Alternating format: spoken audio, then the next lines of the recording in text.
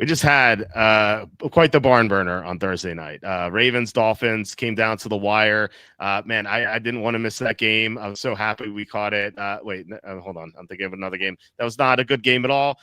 So yet another Thursday night stinker. Hopefully we get some better games this week than we did last week and also Thursday because we had nothing but double-digit games last week. So we'll get into the Week 9 NFL picks in a minute. But before we do, please hit like, subscribe, comment below, share this video, visit the link in the description for the merch store. As you can see, under this sexy fireman costume, I'm wearing my brown shirt once again from the Walter football shirt. And yes, it is the same shirt as yesterday. The game was so good, I had to wear the same shirt again. You can get the this shirt as well as everything else in the merch store. You can change the colors of the shirt. That's how I got brown. It's not sorcery. You can just get in here and change the color of the shirt. It's not tough.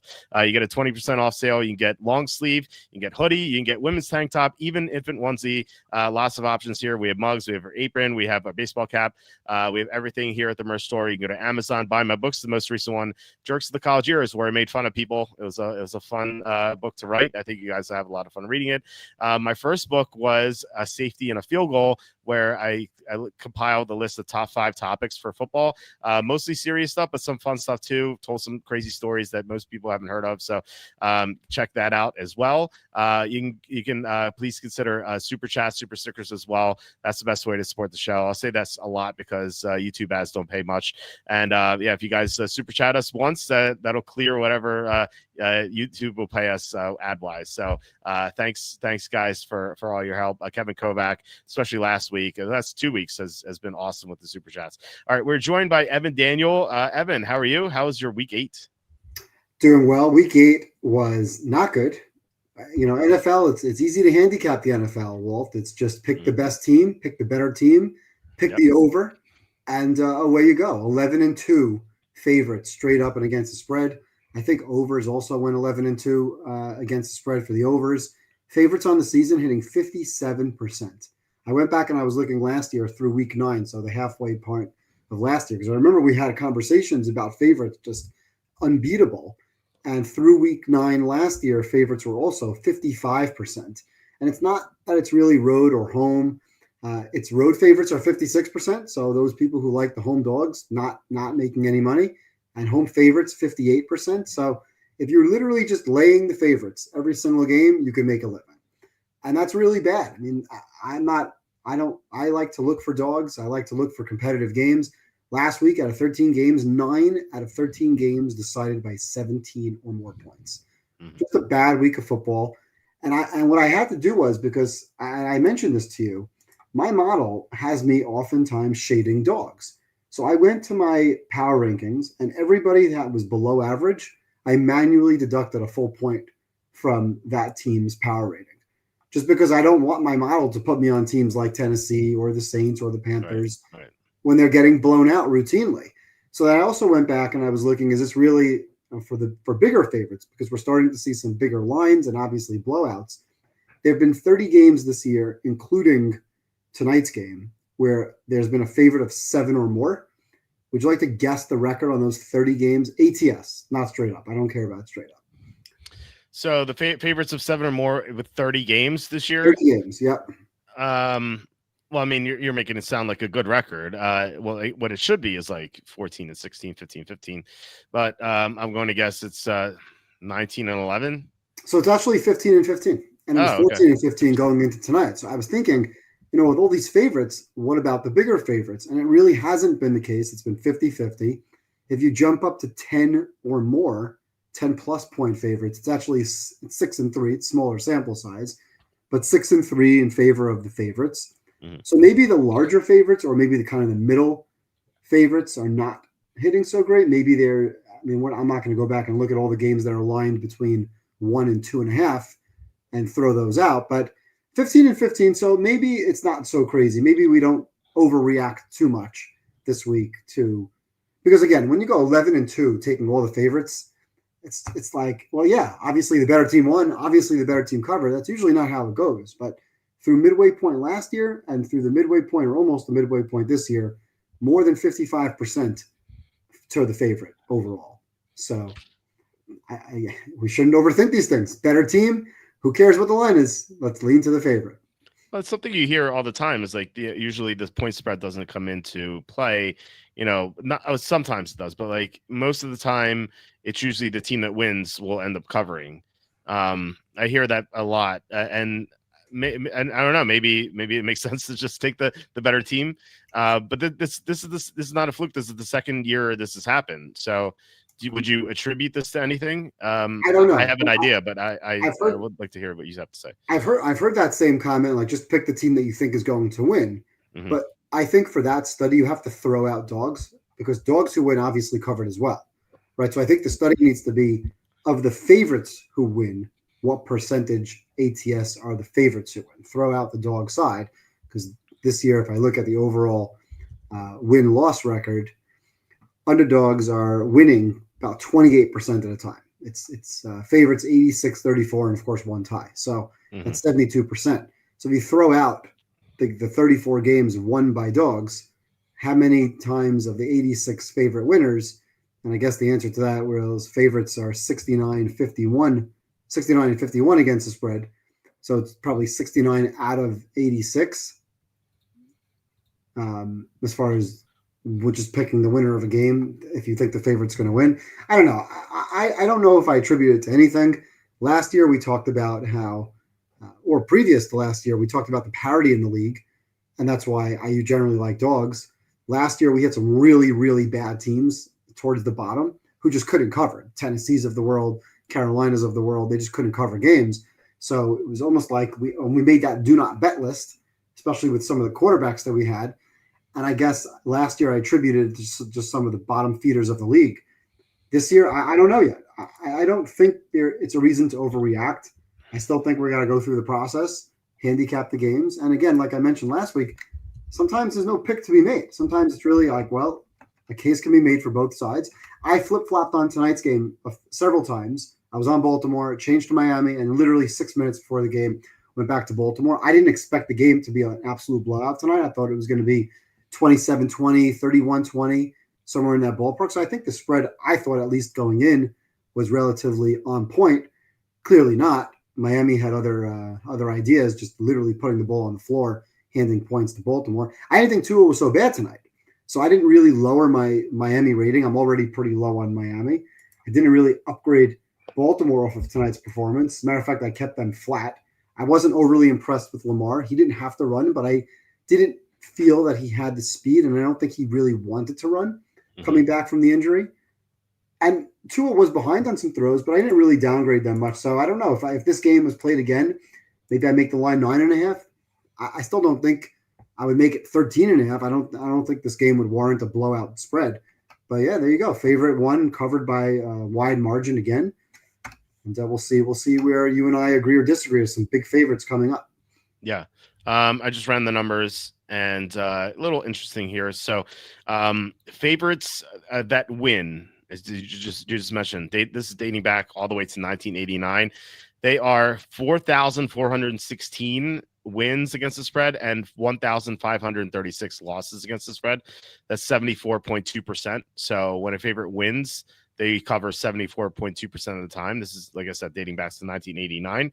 However, the past 2 years, so 2024 and first half of 2025, they are 213-66. That's 76.3%. So up 2% based on the averages long term. And you mentioned that there were maybe some historically bad teams here, like Tennessee. I know they have a win, and we've seen some winless teams before, but like there are a lot of like horrible teams that have no prayer most weeks, and I don't know if I attribute that to something, but I wonder if it's the lack of practice time that these teams have with the new CBA. I guess new is maybe the wrong word because it's since 2010, but it's felt like ever since 2010 the horrible teams have been even worse than usual. Like I remember routinely when watching games in high school and college, you would see like a 1-7 team beat a 7-1 team. Like that happened like not like often, but it would happen enough. Whereas now it seems like almost impossible for these teams to do that. Like Tennessee played the Colts last week. They had no chance, and like these teams are just so bad that they don't have a prayer most weeks. And, I think if not necessarily like betting the better team, but like maybe looking at some teams that are going to be completely dysfunctional and just fading them. Tennessee has just been a money printing machine this year. Just Exactly. yeah, And this year, to take your 70% or 75%, it's actually 80%. So of the 86 games favorites have won, they've covered 69 times. So 69 over 86, 80%, which is pretty remarkable. And to your point, Tennessee had no chance. You know why Tennessee had no chance? Tennessee came out at halftime down by 10. Now, I had Colts in Survivor.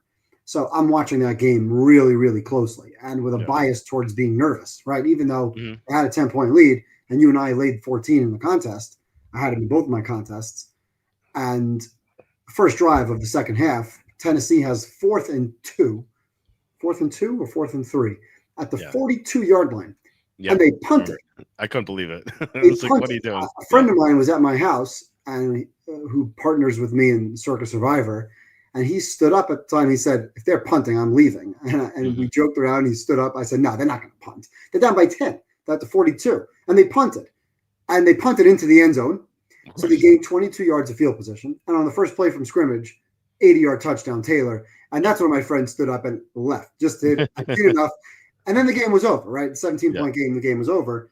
But at 10 and they're driving, I'm getting annoyed. Like this game, I don't want them to be down by 7 and then maybe have a chance to get a late touchdown and maybe go for 2. You're doing all this math in your head about how you can lose spreads or how you can potentially lose games outright in miraculous fashion. And we've seen that before with Tennessee and Arizona. Yeah. So when they punt 4th and 2 or 4th and 3 at the 42, it's not that they're bad on the field. Their coaching staff doesn't care to win games. I don't know if the coaching staff really doesn't care to win games because to me, the coaching staff's not going to be there next year. Why wouldn't they care to win games?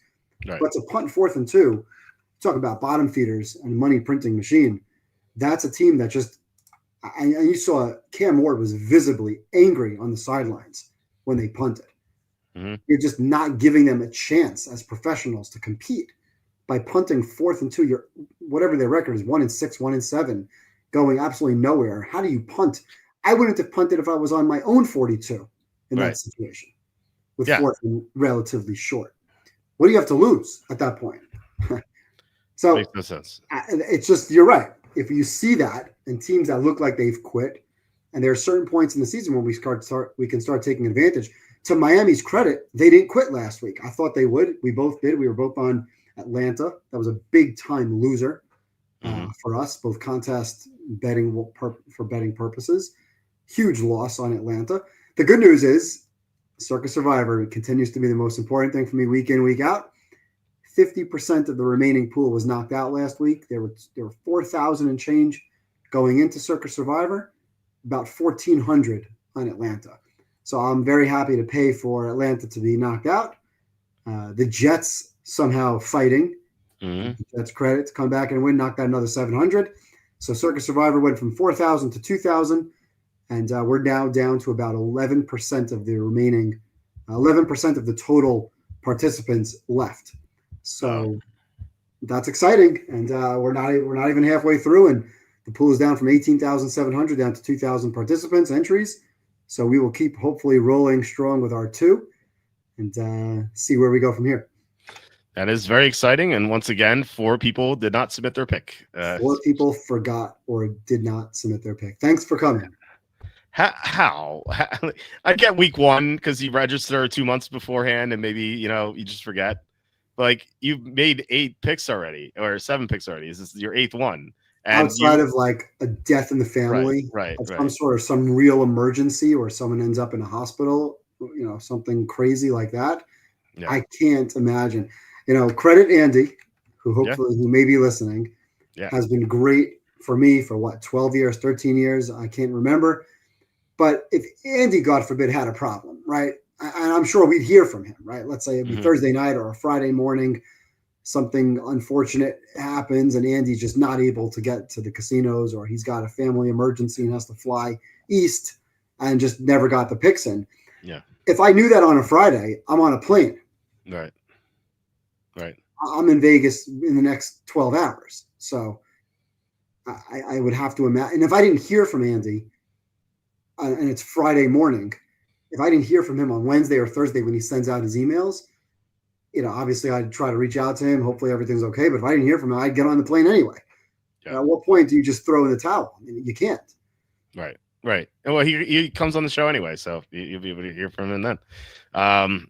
So yeah. Hopefully Andy's listening, and we're going to get into these Week 9 NFL picks. There is, there's no London game, luckily. Thankfully, unfortunately, we have one next week. It's not London, it's Germany, and then we have Spain. But then we're done with them, thankfully. But the first game on the slate. And this still says 2:00 Eastern, so Atlantic time. I think it was pointed out last night that's because of the time change that we're going to have, unfortunately. But the Bears are favored by 2.5. Now it was 3, it popped up to 3, and now it's back to 2.5. I assume that's because Joe Flacco practiced today, sort of. He was limited in practice. I don't know what that means these days, especially when teams can lie about it and not get punished for it. But he was DNP on Wednesday. He was limited Thursday. Trey Hendrickson has not practiced yet. So my initial take on this was, Chicago's an overrated team. Like their wins kind of a little fluky here and there. They beat the Raiders. They should have easily lost to them. The Washington game, the Redskins threw that game away. So the Bears, they're 4-3. They could easily be 2-5. And so I didn't think they should be road favorites here. But if Joe Flacco is not going to play, and it's going to be Jake Browning, then I'm like, okay, I have no interest in the Bengals. And if Trey Hendrickson is out, and it seems like we're headed that way, this is a Cincinnati defense that was already terrible. And now without Hendrickson, just going to be like beyond awful. So I'm pretty hesitant here with the Bengals. Now the line moving down from 3 to 2.5. Like I said, maybe a little more optimistic on the Bengals here from people betting high money on it. Now maybe they just assume Flacco is going to play, and I think the initial move from 2.5 to 3 was fear that Flacco wasn't going to play. My stance on this game has changed. I know we agreed on this initially, and I don't know if you changed your mind, but like if Flacco is injured or out, and if Hendrickson's out, I suddenly don't want to bet the Bengals or back the Bengals in any sense, and I'd be on the Bears. But we'll have to see what the injury report says on Friday. Maybe Hendrickson returns to practice. Maybe Flacco is going to be cleared. So to be determined, I think right now, I would lean Bears, but I don't know. What do you think? Well, for starters, I don't think this is a pick that we're going to play as a contest pick because we're not going to know. We're not going to know for sure. Now, if Flacco is announced as in, he has an AC joint sprain. Mm-hmm. He may play a series. He takes one sack, yep, and he's out for the game. So if you're on Cincinnati because you hear that Flacco is listed as in, 100% in, he's playing. It's not practice squad playing practice. He's actually practicing in full, and he's playing in the game. The minute he takes a sack and goes down on that shoulder, he's out of the game. So I want no part of Cincinnati. Now, I also want no part of the Bears, even if you tell me he's out. First of all, if Flacco's in and Hendrickson were in, to me, the game's pick 'em. Why the Bears are laying 3 or 2.5 on the road against a fully healthy team, I have no idea. So to me, this is clearly that something's obviously off. Either both or one of those guys is going to be out. But we were on the Bears last week because of injury, and they no-showed. Yep. This is a team that has benefited from turnovers. In the beginning of the season, we talked about this. Chicago's number 1 in the NFL, 1.4 plus turnover margin per game. They have a league best 2.3 takeaways per game. If they're not taking the ball away, they're not winning games. I don't trust Caleb Williams. He had 2 plays last week where he ran around, kind of spun around, and took really bad intentional grounding penalties that took points off the board. Took them out of field goal range and obviously took them away. So this is not a team that I want to back. They were also 1 for 3 in the red zone. They gave up 177 rush yards to a Baltimore team that didn't have Lamar. So I thought that was pretty bad. And if you're handicapping turnovers, it's not something that I wish to be part of. Now, obviously, Cincinnati's defense, well, they gave up 250 rushing yards to the Jets. So that's pretty bad. And I mentioned last week why I liked Cincinnati laying the points is because they were 3-4. And if they were coming off that big win, Thursday night Pittsburgh game, and if they won the game last week, they're right back at 500, and they're right back in the mix in the division. And, of course, they blew that game. Now, I thought they, defensively they were awful. Offensively, they moved the ball nicely. They still put up 30-plus points. And all things being equal, if Flacco were healthy, if I knew he were 100% and Hendrickson were in, I just don't understand this line. So I would lean to Cincinnati, but definitely not a game I would bet on or play given the uncertainty at quarterback. And I have no desire to be on the Bears on the road. Yeah, I definitely think we are on the same page with this one. Some saying YouTube comments are disabled. I'd say let's say like, hey, let us know if YouTube comments are disabled, but obviously that doesn't work. I don't understand why. There's nothing I did that differently that YouTube comments would be disabled. I don't know. I don't know what's going on here. Let me try this. Testing 1, 2, 3. I don't know why I did testing. I mean, this showed up, but I'm not in YouTube, so yeah, I don't quite get it. I don't know why. Like I said, I don't know why this would. Let me see. Yeah, it's I can't post any comments live, so You're I just trying on popped in. YouTube? Yeah, I just popped in another window on my Opera, and I doesn't allow me to post any comments. So Did I'm your not. computer allow you to open up another tab? Maybe that was the problem. Well, it's a different window and a different tab. So no, I feel like we would have gotten comments already. You know, I don't quite understand why we're not getting any comments here. I mean, if anyone on X has any idea, I just don't know. That's so strange. Like I You're did not nothing. able to get comments through people watching on Twitter? Yeah, Twitter. Yeah, it's tougher to leave comments on Twitter because you have to like click into it and hit reply. It's not like YouTube's like pretty seamless. Mm-hmm. Plus, like, you know, even though we get a lot of views on Twitter, I feel like more people are just dedicated to just stay on YouTube. But yeah, I don't understand, and you know that also means super chats are off. Not that, like, you know, it's I'd rather people just be able to talk to us like usual. So I don't know. I don't understand what's happening here. I'll keep looking.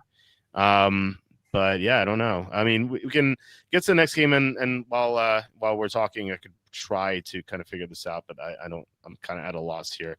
But anyway, let's get to the next game temporarily, which is Niners at the Giants. You're Niners here. Now, rough loss for the Niners last week to the Texans, and you know they're in a position to bounce back. I think, you know, they're coming off a win on national TV and stuff like that, and they were playing a team that was embarrassed in Monday Night Football, and they had multiple injuries at defensive end. They couldn't get to the quarterback at all. So I was looking at the injury reports and just like wondering if the Niners are going to get an injection of talent at edge rusher because they had nothing last week. So Bryce Huff has not practiced yet. Nick Bosa obviously on IR, and Yetur Gross-Matos will limited today, so a little bit of hope there. But it's not like he's a full-time player anyway. He is kind of talented a little bit, but you know, he's not like a difference maker, I think. And then they traded for Keon White, who was decent last year, but hasn't done anything this year. So I wanted to see some Niner defensive ends come back, and if they did, I'd like them here against the Giants because, you know, Giants lost Cam Scatterbo, and without Scatterbo, they really don't have any offensive weapons. It's kind of sad for Jackson Dart. He can still use his legs, but he's not going to have anyone to throw to really outside of Wan'Dale Robinson. But he's just a mediocre slot receiver. So, and then you have the Giants' run defense, which is gashed last week. Bigsby even had 100 yards, so that really bodes well for Christian McCaffrey. So I like the Niners, but my level of interest will have to do with the injuries they have at defensive end. So again, this is kind of like TBD as far as like if I'm betting it, but I'm not going to be on the Giants. I'm going to be in San Francisco. So I'm curious to hear what you have to say about your team. Well, I mean, we lost 4 more defensive players last week mid-game. Yeah. D. Winters went out with injury. Sam Okanoyo, I can't pronounce his last name, went out. Jordan Elliott was out. So it's more defensive linemen. Obviously, you mentioned Bryce Huff. I know they signed Keon White, who I think will be a nice pickup. I think a lot of it has to do with sometimes you get a fresh start. I think Salah's done a great job piecing together, but now the defense is being put together with Scotch tape, and they are just falling apart at the seams. I'm still not a believer in Mac Jones at all. We're still missing wide receiver, real talent at wide receiver outside of Kendrick Bourne, who's played well, and Jennings, who's not a bad compliment, but these are not number 1 or even number 2 targets. Kittle's back. He had a touchdown last week, but again, you're talking about Mac Jones, and the line has not been great either. And that's against the Giant front that could be good against Niners offensive line. So I'm not interested in Niners in this game. I thought the Giants should have been favored. I think these teams are very, very close together, given the Niner injuries. And again, this is kind of reminding me now of the Baltimore defense. They're just missing so many players. we've joked around about how one or two injuries maybe not matter so much. The Niners were able to piece together when Bosa went down. When Warner went down, I was very impressed with their defensive performance 2 weeks ago against Atlanta. But now you're talking about just cluster injuries across the board. And it's going to be very, very difficult. Dart's been really good. He's been moving the ball with his legs. I don't know who he's throwing the ball to, but I know you mentioned earlier when we were off air that Scadaboo had a big part in them losing last week. I'm not sure I agree with that. I think they probably lose that game by margin anyway, given the first play of the game. They gave up a 65-yard touchdown run. So maybe this game really comes down to McCaffrey. If McCaffrey has 22 touches, 15 carries, another 6 or 7 catches out of the backfield, maybe he picks up 150 yards, 120 yards, all-purpose yards from scrimmage. Maybe he's the one who can change this game, but I don't trust the Niner defense. And I'm surprised that the Niners are a 2.5-point favorite on the road. So I lean to the Giants. Wouldn't put it in a contest pick, but hoping that the Niners can sneak away with a win here, go to 6-3. Otherwise, you fall to 5-4, and a couple of good teams ahead of them in the division now. It's going to be a long road back. So I'm nervous as a Niner fan about this game. Okay, interesting. I guess we're on different sides here, but like I said, my level of interest would have to deal with who's available for this game. Commenting works on YouTube now. I fixed it. Apparently, I had this not set for meant for kids or something. I don't know. I didn't even see that setting before. I guess that it's new or something. So I had to make sure this is not meant for kids. So I guess it's commenting works. So if you guys are able to, there we go. Now it works. Okay, cool. Glad it wasn't something complicated and couldn't fix it. So all right, we're back with the comments. So that's nice. All right. The next game is Falcons at Patriots. This line is Patriots -5.5. Falcons, we talked about earlier how abysmal they were last week. Complete no-show. I can't believe they laid an egg after a loss. I get the first one. Not that I want to defend Raheem Morris or anything, but coming off a win on national TV, it's it was a big win for them. And then they went to Carolina, a bad team. They thought they'd win easily, and they lost. Okay, fine. Teams have that from time to time. Like usually poorly coached teams, but whatever. Like to go from a loss to lay an egg like that is just embarrassing. So, but they were embarrassed, and I think we're back. Yeah, Kevin, perfect timing for chat. Falcons WTF. Yeah, thanks, Kevin. Really appreciate it. Thank you for the $10 super chat. Yeah, so like WTF is correct. Like, but they were so embarrassed that I think we're going to get their best effort this week. I'd be shocked if we don't. And then we have the Patriots here who haven't really blown teams out. Well, I mean, they've blown some horrible teams out, but like mediocre teams like this, they haven't really won by margin. In fact, the Patriots have played only 2 teams above Group D this year. This is kind of staggering. I'm not saying they're a bad team or anything like that, but the only teams they played above Group D so far this year are the Bills and the Steelers. Now, albeit they beat the Bills, but and that's why I think they're still a good team. But the teams they've beaten in Group D are worse. Like, you have the Raiders, you have the Browns, you have the Dolphins, you have the Panthers, you have the Saints, you have the Titans. They've had such an easy schedule, and this is going to be a tough opponent. I don't think they're going to be able to blow them out, win by 6 or more reliably. They could do it, but I just think Atlanta's going to have a big effort here. I think Bijan's going to have a big game. Atlanta, as pointed out by the chat throughout the week, has struggled against receiving backs, so Bijan should have a good receiving week at least. And so I think this would be a 3-point game either way. And so I like Atlanta here. What do you think? Well, I agree with what you're saying about New England's schedule. We've talked about that a lot over the last few weeks. We've continued to ride this team. They continue to perform well despite the easy schedule. They're taking care of business. Now, last week against a pretty good defense, 6.5 yards per play. They gave up only 4.1. So I don't care about the defense against the Browns, but they to go for 6.5 per play is impressive. They rushed for 177 yards. It's the first time they had a good rushing performance. Drake May, 11.8 yards per attempt. That's massive. Anything over like 8.5, 9 is considered very, very solid from a yards per attempt perspective. So they've continued to gain confidence. So in winning some of these games, despite playing the level of competition, I think they've continued to improve. Now, that said, this is a pure Atlanta spot play. Now, I don't trust Atlanta. So I'm on Atlanta. I would take the points. I think the line is correct. I don't think it's like this line should be 3. I think that'd be unfair. If this line were 3, I'd be on Patriots. I would say the Patriots are going to win by at least a field goal. But to ask them to now continue to win by margin against what should have been a better team, a team that's played defense better, that was good against that Buffalo game, the Atlanta front seven was excellent. They really, really shut down Allen. And if they can do a similar thing against May and not allow him to run, make plays with his legs and pick up some cheap third downs running, then perhaps this game could be close. So I would lean towards Atlanta. Again, it's not a contest pick for me because I totally don't trust this team. They've now laid an egg multiple times, and I think it's because they're very poorly coached. I also don't know what I'm getting out of Penix this week. I understand it's probably back. Certainly, I wouldn't be on Cousins. That was a mistake. I said Kirk Cousins last week was an upgrade. He was absolutely not an upgrade. But I don't want to be betting on Penix. I don't trust him. He's very inconsistent. I don't know if London's going to be playing. Do we know his status right now? I think he makes a little bit of a difference. Yeah. And totally disappointed in their running game last week against Miami, who had been awful for several weeks prior to that. And now I'm going to ask them to go on the road. I don't really want to do it, but I don't want to lay the points here with New England. I think they're a good team. I think they're the better team. But asking them to lay 5, 5.5, I would have been on this team at 3, but giving a couple more points, I'd probably take the dog side. But I don't expect them to win.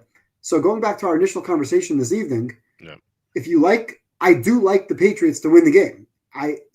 Is Atlanta a live dog? Sure. But I like the Patriots to win the game, yet I'm playing the other side because of the spot. So how do you reconcile those two arguments? The answer is don't bet it. So yeah, I'd lay off the game. Yeah, it's fair enough.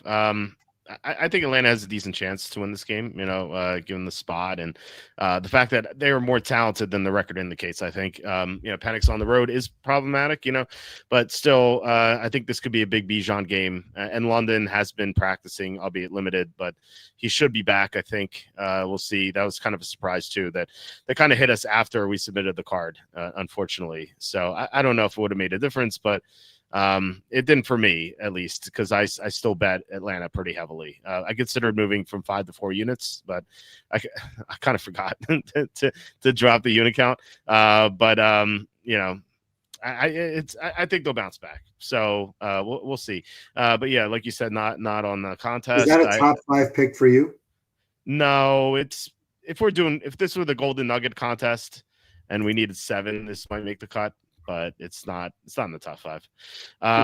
Kevin Kovac, $5 super chat. Thank you, Kevin. Glad you downgraded the Falcons not far enough. Vrabel versus Morris. Excited to make my money back. Total eggs against Group F. Lower tier for Raheem. Yeah, I mean, well, Raheem is a Group F coach, I would say. But the Falcons have talent. The defense has been better this year. They have Bijan. They have Drake London, who was out last week. The offensive line is not bad. So there's some good things going on for them. But yeah, and look, the Patriots are the better team. But they haven't faced average teams, even average teams. It's kind of crazy how they've only played 2 teams that are at least average this year. Like every other game has been below average teams. So, and I guess some people would say maybe they would argue Atlanta's below average, which is fair given that we've had 2 games of 30-0 and then 34-7. But I do think they have more talent than those results indicate. So. Yeah, again, not a top 5 pick for me. It's not going to be in my card, but if we had to do 7 picks, I think it might make the cut. All right, so Colts Steelers. Colts are -3. I initially was on the Steelers here, and I was even last night. Andy made a great case for the Colts. Look, we're talking what we said before to start the show. The Colts are better. We know the Colts are better than the Steelers. Now this is a great spot for Tomlin. Now, if you're playing this game, it's because of the spot. Because Tomlin is 64-37 against the spread as an underdog.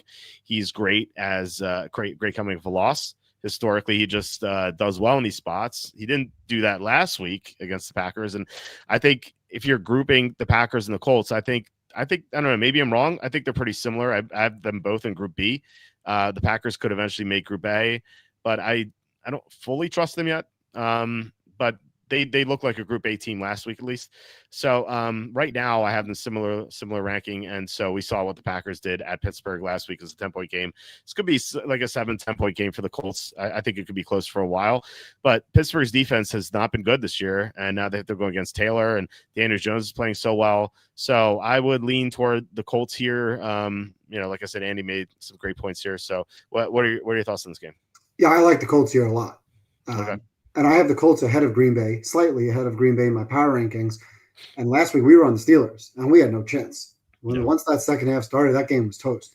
Indy's off the blowout win. Indy's they're playing great. They're playing against garbage opponents, but they're taking care of business, right? That's the sign of a good team, a team that's not letting down and not playing down to their competition. They're 9.1 last week yards per carry, 9.4 yards per attempt passing.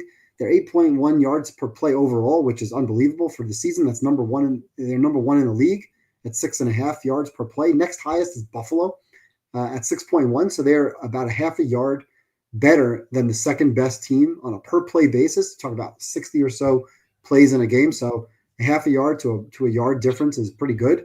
They're very balanced. They're number 5 rushing, number 3 passing. Pittsburgh, number 24 overall defense. They've been awful defensively, and they were awful again last week defensively. I'm not a fan of Jordan Love. I think Jordan Love's overrated. I've pointed that out many times. In big games, that guy's not good. He completed 20 passes in a row. He played fantastic last week.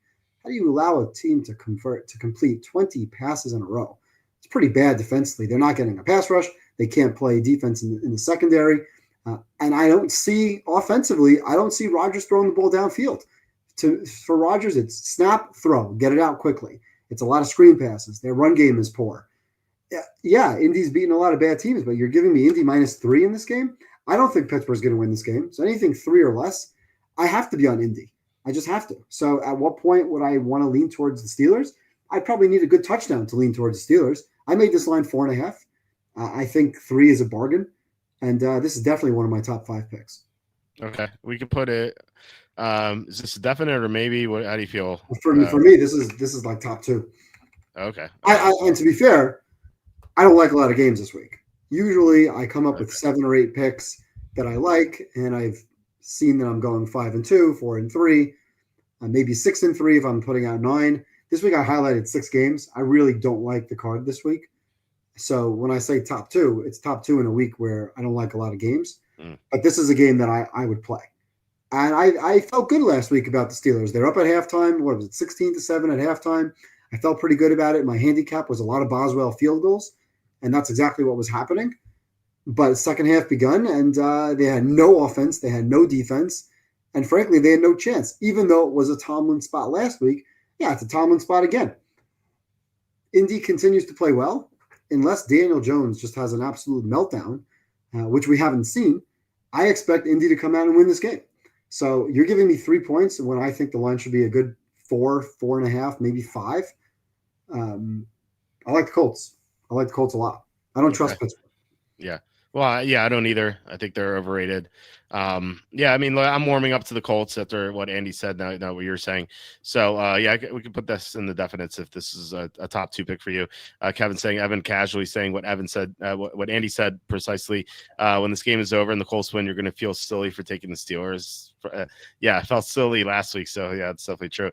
MDAJE says, love the show, watch every week, but like Drake May against the Falcons, could be an avoid game. Yeah, you could be right. Maybe I'll feel stupid for taking Atlanta against the Patriots. So yeah, like I said, it's not a top 5 pick for me, but I do think that we're getting good line value. The advanced spread was 2.5, and now it's 5.5. It's kind of. Speaking of line value. Yeah. Can we jump ahead to next week? I don't know if you looked or did lines for next week. Colts Falcons international game. Yeah. What did you have for Colts Falcons international game? And I want to use that to kind of come back looking at this game for a minute. Colts Falcons. I had Colts -4. So I had Colts -5.5. And the look ahead line is Colts 7. Yeah, it's crazy. Which I think is a lot. I have the Falcons and Steelers combined together at -2. Call it 18-19, 19-18. Doesn't matter which one you put ahead of the other. Right. So I have the Falcons and the Steelers as pretty much the same team. I don't know who you have as the better team. And I get it, Pittsburgh's at home, but I don't give anybody more than 2 points for home field advantage. So the Steelers would be one of those teams that get it 2 points.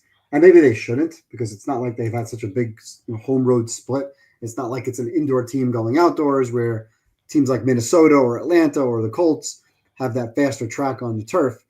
But Pittsburgh, to me, obviously has a great crowd. So I give them a full 2. So to me, the Colts are 5 points better than the Steelers. They're also 5.5 points better than the Falcons. But Vegas has the Colts as a -7 over the Falcons, yet they're only -3 against the Steelers. So they have a 3-point or a good 3-point or so difference between Falcons and Steelers. That doesn't make any sense. Yeah. If the Falcons and the Steelers played, the line would be pick 'em, or at least something well under a field goal, maybe 1.5 in either direction. I don't even know who you'd favor in that game on a neutral field. So I look at that Colts -7, which I think is aggressive, and Colts -3, I think, is an absolute bargain. Yeah, makes sense. Yeah, it's crazy. Andy's here. What would the line be if you substituted the Chiefs for the Colts with the same stats and results? Well, I have the Chiefs 4 points better than the Colts. So if you gave me Chiefs in Pittsburgh, I have a 10-point difference on a neutral. Take away the 2 for 8. For home field makes it 8, and 8's in my model becomes 7. I would make the Chiefs a -7 favorite, maybe 6.5. 7 on the road in Pittsburgh, and I have the Colts here at -4. So to me, again, 3 is just a bargain. Yeah, it definitely seems that way. Yeah, seems like the line is short. I wonder why. Gotta check the weather. Colts Steelers, chance of rain. Well, my stance on the weather is like the weathermen can't even predict it, and so we're like, oh, let's look at the weather. It's like, okay, we don't. Like we're asking people who can't predict it, If there were weather, and I don't know, I'm going to pull up the weather report real quick. If you told me it was raining in that game, I like the Colts even more. Yeah, for sure. It would benefit the better running team. I have a quarterback who's more mobile. The Rodgers is a statue. Let's see, weather report. Slight chance rain. So can't really do anything about handicapping that right now.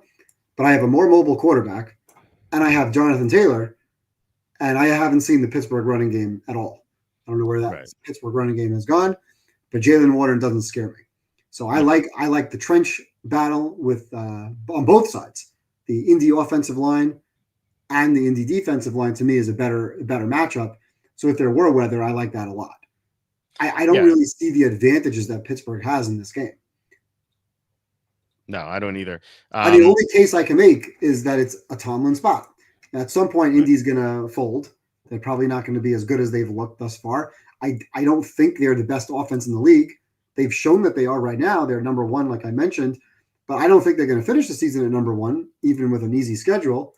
So I'm not saying that this is the Chiefs or the Bills, but they're a top 10 team. And even though they've played a bad card, they've taken care of business. So you got to give them credit for dominating the opportunities they've had. And Pittsburgh, to me, is a below-average football team. So I get a top 10 team against a team that I have at number 18, and I'm laying a field goal. Thank you.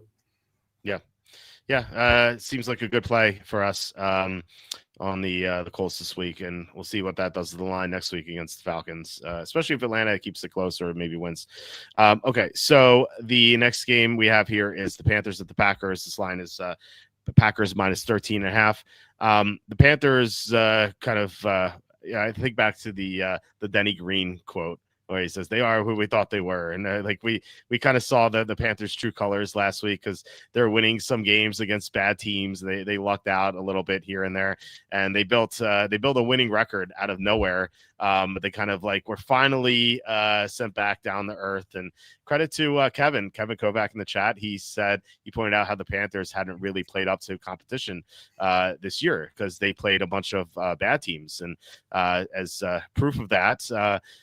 Outside of the Patriots game, which was a blowout, they played nothing but Group C or worse teams. So this was their first true test against a great team, and they got crushed.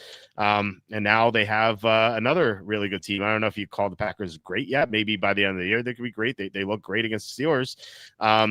So I don't know if the Panthers can compete here, especially given two things. One, that Bryce Young may not be healthy. He had a high ankle sprain 2 weeks ago, and now he's going to play. I don't know if that's possible. I mean, Andy Dalton was so bad that they can't go back to him, and he's also injured. He has a thumb injury, so they promoted Mike White today. So Bryce Young's coming off a high ankle sprain, so can he even move in the pocket? I have my doubts. The second thing is the Panthers suffered multiple offensive line injuries during the game. Like they had 3 or 4 guys leave. I think it was 3 guys. They already had one on IR. So this offensive line could be banged up against the Packer pass rush with Parsons, and they just got back Devontae Wyatt. I think this could be a blowout. The only thing I'm worried about is that the Packers play the Eagles next week, but I don't know. I still think the Packers should be able to destroy the Panthers. I don't see the Panthers sticking with a really good team or a great team because we haven't seen that. The 2 games they played above Group C, they got blown out. They lost to the Bills 40-9. They lost to the Patriots 42-13. So I think this is gonna be another massacre. Well, what do they do on the road? Look at their road numbers. Okay. Road games, they lose 42-13 to the Patriots. They lose 26-10 to the Jaguars. They lose 27-22 to the Cardinals, which was it was 27-3 until the Cardinals kind of just let their foot off the gas.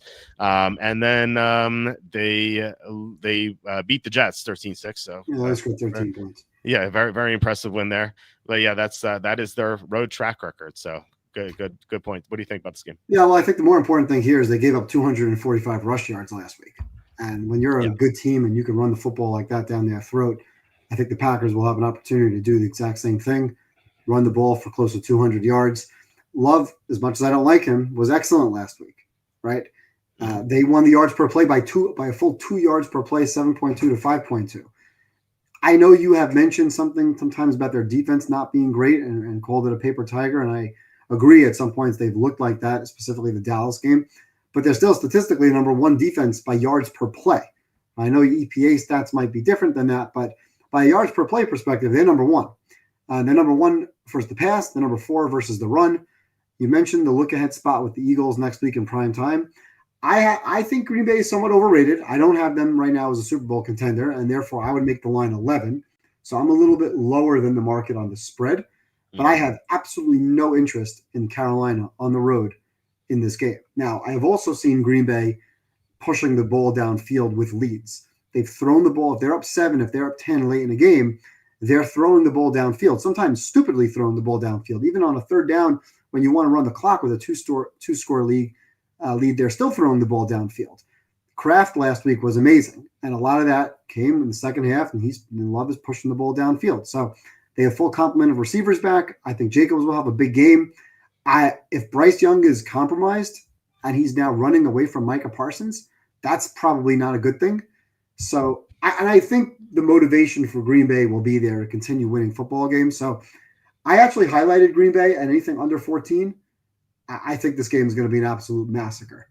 I know there's a look-ahead potential there, and I know that I made the line a little bit lower, but I think Carolina – I think they're going to be down big. I think the Packers will put up 30-plus points, and I can't see the Panthers coming anywhere near that. So I think we're looking at like a 34-13 type of game, 21-point blowout. I would take Green Bay. Yeah, and he says Green Bay's effort against the Bengals. The Bengals had Flacco throwing to Chase and Higgins, and the Panthers don't have that sort of firepower. Agreed. Yeah, so how confident are you in the card with them? I highlighted them as a potential pick in a week where I don't have a lot of picks. We have been good with laying these massive favorites. Yep. Last week with the Colts, we've done it. We did a couple weeks ago. When we're going against some of these bottom teams, we've been good with these massive favorites. The -7's not so much, but the -13.5, 10.5, we've actually been pretty good. I just don't see the Panthers competing. Even if Green Bay gives a lackadaisical effort, I still don't think the Panthers can score in this game. So if this game is close, it's because Green Bay is not scoring enough. Mm-hmm. I don't think the Panthers are giving me more than like 16 points. So if Green Bay can put up the offense that I think they can, I think we're fine. I don't think this game is going to be 24-20. I think this game could be 24-10, and we can cover. Yeah. So not why did Packers score 27 versus Cincy defense? Healthy Bryce would lose by 10. Hobbled Bryce 14. 4-4 Panthers believe Andy. The Panthers don't believe they have a shot at the wild card. The Panthers know they're not making the wild card. This team's going to win 7 games, maybe 6. That Bengals game, I'm trying to find what the Packers, they only scored 27, but they outgained Cincinnati 409 to 268, and yards per play was 6.8 to 4.3. So there was, I think, a misleading result there. I remember that a couple of drives stalled. Like I think they threw an interception deep in Cincinnati territory on one play, and then I think they stalled on the 4th and 1, if I remember correctly. But that might be wrong. But I remember 2 long drives stalling, and so they only got to 27. So I think if they played that again, they'd score way more than 27. I mean, they scored 35 against the Steelers, and the Steelers defense is better than the Bengals defense. So I think this game will be similar to the Carolina and New England game where they lost 42-13. I think so too. Yeah. Or last week where they lost 40-9. I just think Green Bay, outside of the fact that they're playing Philly next week in a primetime game and coming off of a primetime win, and certainly going to take, they absolutely could be taking Carolina lightly. But I think they can take Carolina lightly and win 24-10. I don't think Carolina's going to score. I don't see how they move the ball in this game. And I'm not high on Green Bay. We all know that. I have Green Bay number 8 in my power ratings. So it's not like I have them down at 15. I don't think they're an average team. I think they're an above average football team. I absolutely don't think they're up there with the Lions, Bills, Chiefs, and Rams, but they're not far away. And I still have Carolina as bottom 5. So I've never been a believer in Bryce Young, even as a healthy Bryce Young. I will continue betting against this team, picking against this team. 4-4 is a fluke, so I'm not looking at them as a 4-4 team with a chance to make the playoffs. And whether they believe or not, I could care less. To me, Bryce Young, hobbled or not, is not going to get away from Micah Parsons. I would be surprised if the Panthers put up more than 16 points. So I'd be looking in game at Panther team total unders, because I don't think, and we'll talk about teams that I do think have chances at the back door later. I don't think this is a team that has a chance for the back door. And on the flip side of that, I've seen Green Bay throwing the ball aggressively downfield when they shouldn't be, because maybe they're trying to pad stats. Maybe for whatever reason, I've seen multiple times 3rd and 6, 3rd and 4 situations with 5-6 minutes to go in a game with a double-digit lead or 2-score lead, call it 10-point lead, where they're throwing the ball downfield. So if they're up that 10, I have confidence in the Packers' ability to continue scoring. If they're up 17, I have confidence in the Packers' defense to hold the back door. And I think this is an absolute mismatch. Despite the fact that I think the line should be closer to 11, I would still lay the 13. Actually, I made this line 14.5, so I'm pretty comfortable taking. Yeah, I would take the Packers. If you had the Packers at 14.5, I would take the Packers. Okay. All right. Yeah, it sounds like that might be on our card. As an exercise this week, I did what I told you before. I tried to list the 5 teams I thought that were in the worst position possible entering this week in terms of personnel, injuries, and matchups. And the Panthers were easily in that 5 category, because they not only is this a horrible matchup for them, they have a quarterback who's injured, they have offensive linemen who are injured too. So this just seems like a terrible situation. And by the way, the Bengals, we talked about them before. They were in my top 5, only because Flacco might be injured and Hendrickson might be out. So, but I don't love that number. The Bears 2.5 on the road. But so I don't know. Maybe it's worth a shot at that point, but I'm not sure. Anyway, let's go to the next team here, which is Vikings at the Lions. The Lions are minus 8.5. We had a question from someone yesterday about why this line moved down. I think it was 9.5. It's moved down to 8.5. And it sounds like, the Vikings might have a better offensive line in this game that we originally anticipated, because Christian Darrisaw practiced fully on Wednesday. Now, he was DMP today, so definitely worth monitoring tomorrow. Brian O'Neill, the right tackle, was limited both days, so neither of these guys played last week. Darrisaw started, but he got hurt early. And then their center, Ryan Kelly, is out. So they're missing 3 linemen against the Chargers. They just had no chance blocking. And Carson Wentz was playing with a torn labrum. Like, no wonder they lost. As soon as Wentz grabbed his shoulder like this, I bet the Chargers live. It's like such easy money. So anyway, I like the Lions matchups in this game a lot. First of all, Minnesota's run defense looks awful. And you know what the Lions love to do. They love to run the ball. They have Gibbs, Montgomery, obviously. And then less obviously is how Jared Goff does against the blitz, which is important because the Vikings blitz more than any other team in the league. Jared Goff against the blitz is awesome. He's so good. His stats against the blitz are better than when he's not blitzed. Like when he's blitzed this year, his YPA is like 9.3. His completion percent is 75%. His touchdown interception 6-0. We saw what he did last year against the Vikings, 31 points 2 times. So I think Goff is just built for this matchup, and Minnesota's going back to McCarthy, who I don't trust at all. Like I trusted Wentz when he was healthy a little bit, and then he got hurt, and then obviously you couldn't trust him after that. But I think Detroit I think there's a good chance Detroit blows out Minnesota here. What do you think about this game? Well, yeah, starting with Minnesota, you mentioned Darrison. Darrison's been in and out of the lineup. So even if he's in the lineup, he's likely to be out of the lineup at some point early in the game. He seems not to be able to stay healthy. So to handicap Minnesota's offensive line, I think it's safe to say that they're just not going to be at full strength regardless of who starts the game. Mm-hmm. And now they're going up against Aiden Hutchinson. So that's a problem. Number 2 is their defense has been really bad in general against the rush especially. They gave up 207 rush yards last week to the Chargers, half to Kamani Vidal. Now, Kamani Vidal is not Adrian Peterson. So when you're giving up 100 yards to him and another 100 yards to Herbert and a bunch of other backups, that's a problem. They couldn't get the Chargers off the field. The Chargers had 2-to-1 time of possession last week. Okay, so their defense now has ranked 25th yards per play, giving up 25th in yards per attempt, and Detroit's got the number 5 passing offense to come in. And you mentioned Goff against the blitz, against pressure. What about Goff against Flores for the last 5 matchups? He's killed them the last couple of matchups. In the last 5 matchups, and they've won all 5, they've put up 30-plus points in every single one of those 5 games. Now, I get it. Ben Johnson, this, that. No, Ben Johnson. Goodbye, Ben Johnson. Detroit's just fine, okay? I see no reason why Detroit's not going to put up, at home, 30, 31 points again. I don't trust J.J. McCarthy. I believe strongly that he was benched. I understand he tweaked an ankle for what, a month? 6 weeks? He has a tweaked ankle for 6 weeks? No, he didn't. He was benched. And they went all in with this guy. Darnold's playing well out of town. They went all in with McCarthy. He was clearly not ready to play. He had a slight injury. And they decided, let's bench him. And now we have the injury as an excuse. Except now Wentz is hurt. And Wentz was awful anyway. So I don't trust McCarthy to come in who's had one good quarter of football. And I didn't like him coming out of college as it is. And I think Detroit's defense is pretty good. So I have Detroit as my number 2 team in the league. I have them just behind Kansas City, tied with Buffalo. You can call them 2A, 2B.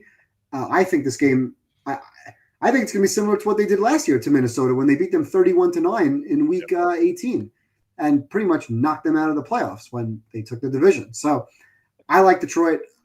Detroit's at home this year 3 times, 52-21 against Chicago, 34-10 against a very good defense in Cleveland. Granted, Cleveland's offense doesn't give them much of a chance. And I know Tampa Bay was banged up, but they held them to 9 points. So I expect a double-digit win again. You're asking me to lay 8.5, 9 points? Thank you. I'll take it. I think this line should have been 10, 10.5 at least. Yeah, I made this 11.5, so we're on the same page there. Is this a definite for us? It sounds like it. Yeah, I think so. This with the Colts, I have another game later that I like more, but this and the Colts, and even maybe the Packers. I just don't think the Panthers will compete. I really don't, especially this is a divisional game, and Detroit has shown that they're putting up 30 points in these matchups. I like Detroit to put up 30 points again, and I don't think J.J. McCarthy is giving me more than 21. I wouldn't be surprised if this is another 31-16, 34-16 type of game, and I think Detroit wakes up for this game. I think Detroit loves this game. I think they don't like Minnesota. They like to blow them out. They like to beat them up. I think we're going to see a lot of that this week. Yeah. By the way, Detroit came off a bye. They are 3-1 against the spread off a bye under Campbell, and their only loss was I'm not sure if you remember this game. It was against Dallas when they were a big underdog, and they Jamal Williams scored a touchdown to go up 10-7 in the fourth quarter, but it was wiped out by replay review, and then they fumbled the next play, and the Detroit ended up not covering. But that was the only loss they've had against the spread off a bye under Campbell. So. Not that a 4-game sample size is worth much, but at least he's not 0-3. You know what I mean? So yeah, I just think their matchup against Minnesota speaks a little bit greater volumes. Yeah, of course. The fact that they're putting up 35 games in a row is exactly what I want to see. Yeah. I want to see consistency offensively. I don't see any consistency coming out of Minnesota other than the fact that they can't stop the run, can't get off the field. And now to boot, I have J.J. McCarthy, who to me right now is more of a backup quarterback than he is a starting quarterback. So, yeah. And going into Detroit, loud, hostile environment with a real pass rush against an offensive line that's been banged up. I could see this game getting ugly in the trenches. Mm-hmm. Yeah, totally agree. And he says the question Walt asks should be phrased: which 4 teams, in addition to Tennessee, are in the worst position this week? Exactly. The Tennessee permanently on that list. They are atop the list, as you might suspect.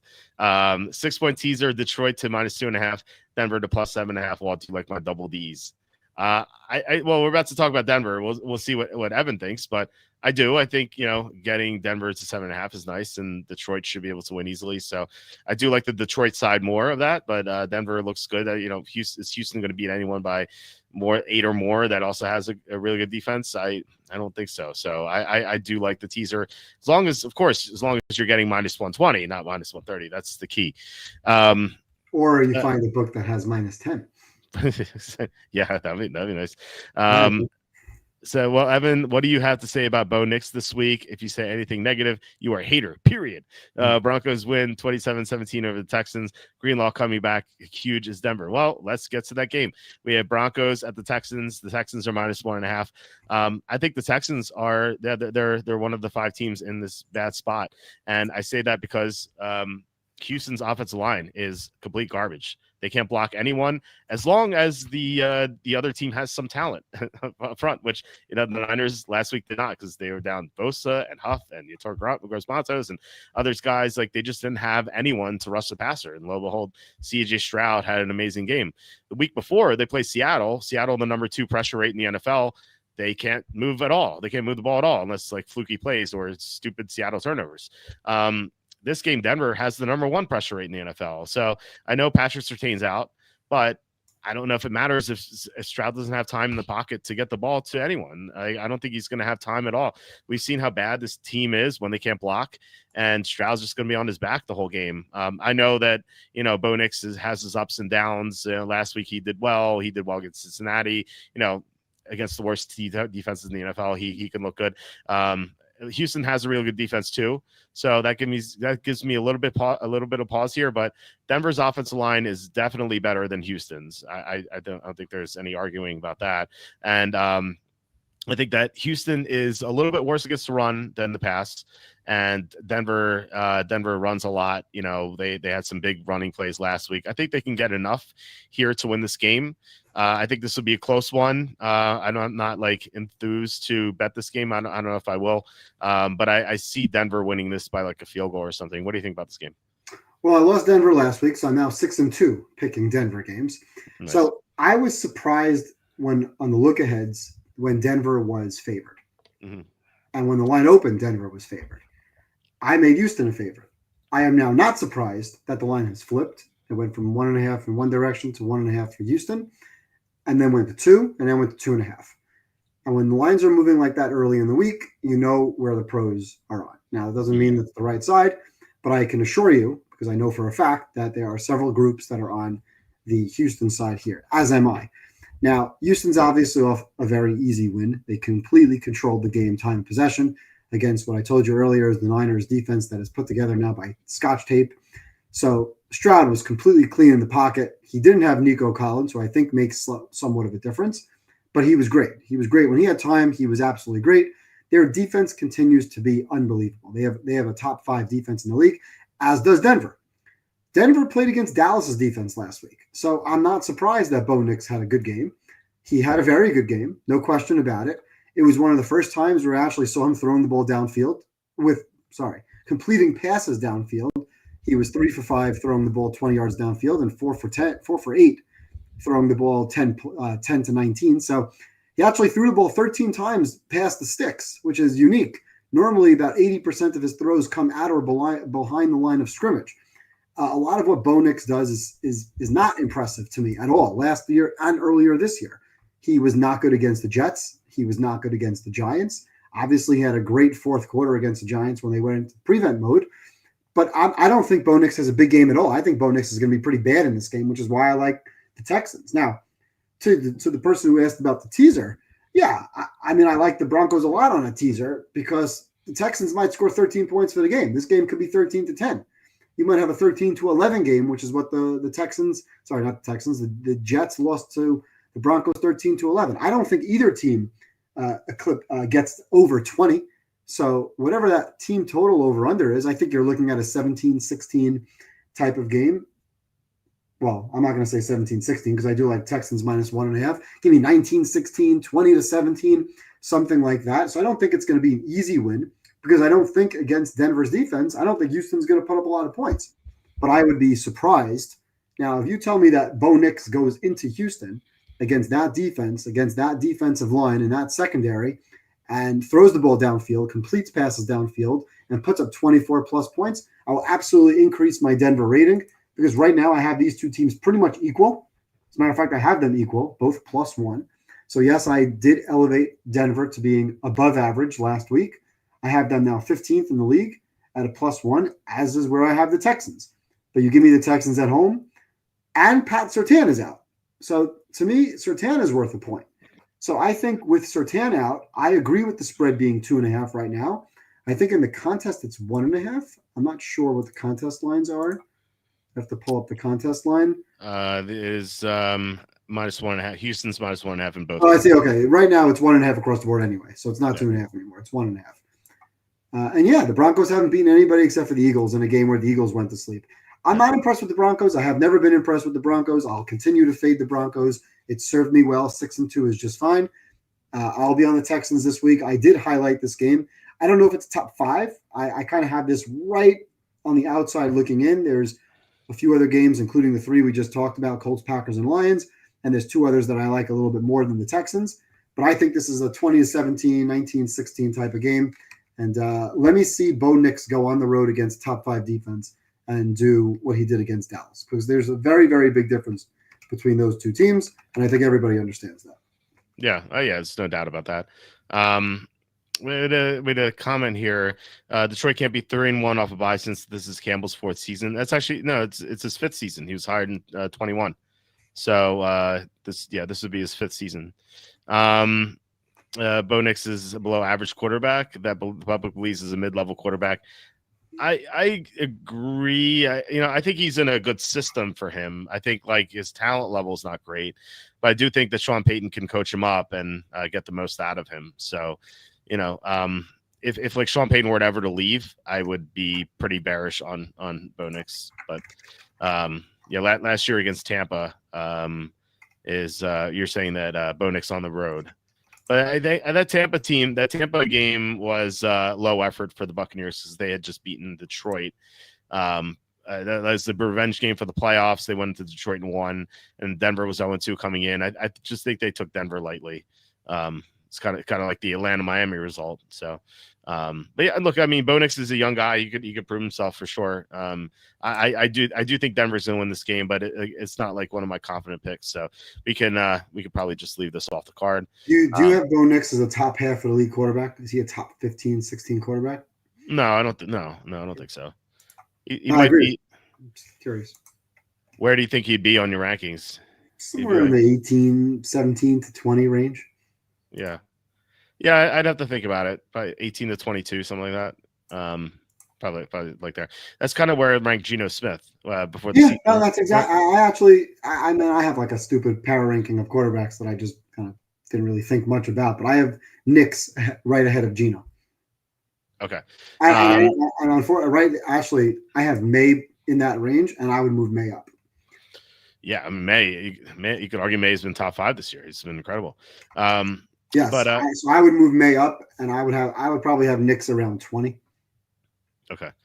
I did when Geno Smith was traded to the Raiders this offseason, Mina Kimes on ESPN came out and said he was a top 10 quarterback. And I'm like, it seems kind of wrong. So I forget who I did the show with. And we're like, okay, let's try to guess. Let's try to peg where Geno Smith is. And I think I had Geno as my 22nd quarterback. And I think whoever was on the show with, I think they had him as the 21st quarterback. So I don't think that was you. I don't think that was you. You were on the show. I think it may have been Kenny, but I'm not sure. I forget who it was. But anyway, we both ranked Geno Smith in the upper 20s. So yeah, I'd put Bo Nix ahead of that. So maybe like 19 makes sense. Evan, where do you have Stroud? As Parrots is asking. So well, up until a few weeks ago, when I started blaming Stroud for a lot of the offensive line issues. I have Stroud at 15. Okay, yeah, he's and honestly, I don't know if that's fair. I'd have to really go back and look and watch. But I've been very disappointed with his inability to help his line with protections. Yeah. So I thought last year that he was closer to a top 10. Clearly, if he really can't help, and I'm not good enough analyzing quarterback play. I'd have to watch some more of a Greg Cosell film. I love watching Greg Cosell break down quarterback film. Mm-hmm. I'd have to hear more of what a Greg Cosell type of analyst would say about his, or watching like a Monday Night Football game with Peyton and Eli. So I think you can learn a lot by watching and listening to those guys talk football. And if they pointed out things that I think I'm noticing, which is really Stroud's inability to call out protections and help his line move around, I really do blame a lot of the pressure on Stroud. That might be unfair. If I'm wrong about that, then Stroud is better than 15, because then it really is the offensive line that's just killing him.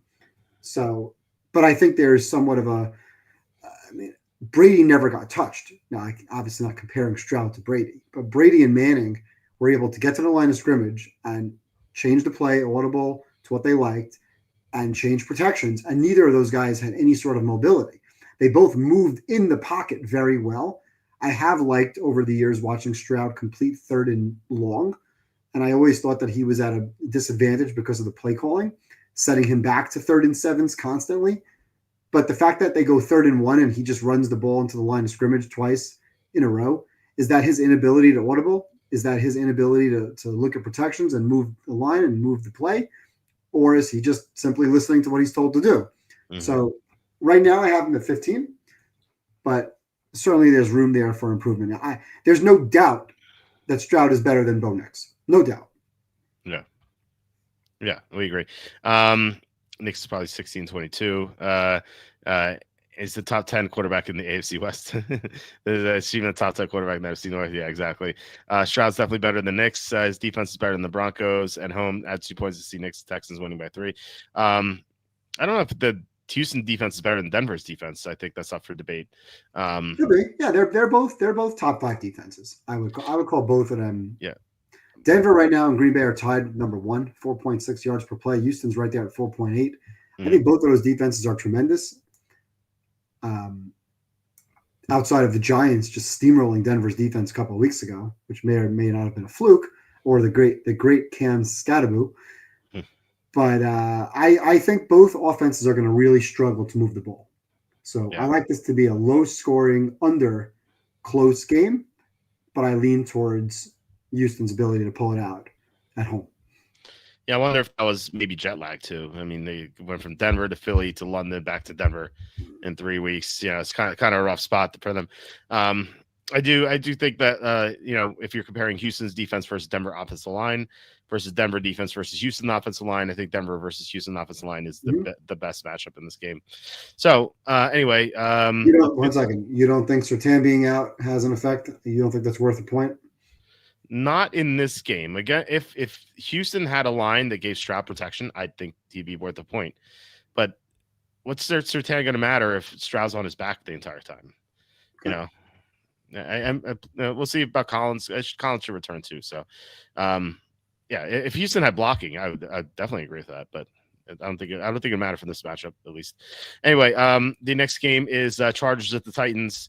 Chargers are -9.5, as Andy pointed out. The Titans belong at the top of that list of teams in the worst situations. And, as we call this the money printing machine, I don't know how much we have to delve into this, but Tennessee they can't do anything. Like, they really can't do anything. They can't throw the ball. They can't run the ball. They can't block. They can't stop the run. They can't stop the pass. They can't get to the quarterback. They don't have a head coach. They don't have an offensive line coach. Their best defensive players out. Their best receivers out. But they're otherwise, I think they're good. And the line is dropping from 10 to 8.5. Yeah. Oh, it popped up to 9.5 at least after that. But yeah, no, I think the Chargers are the play.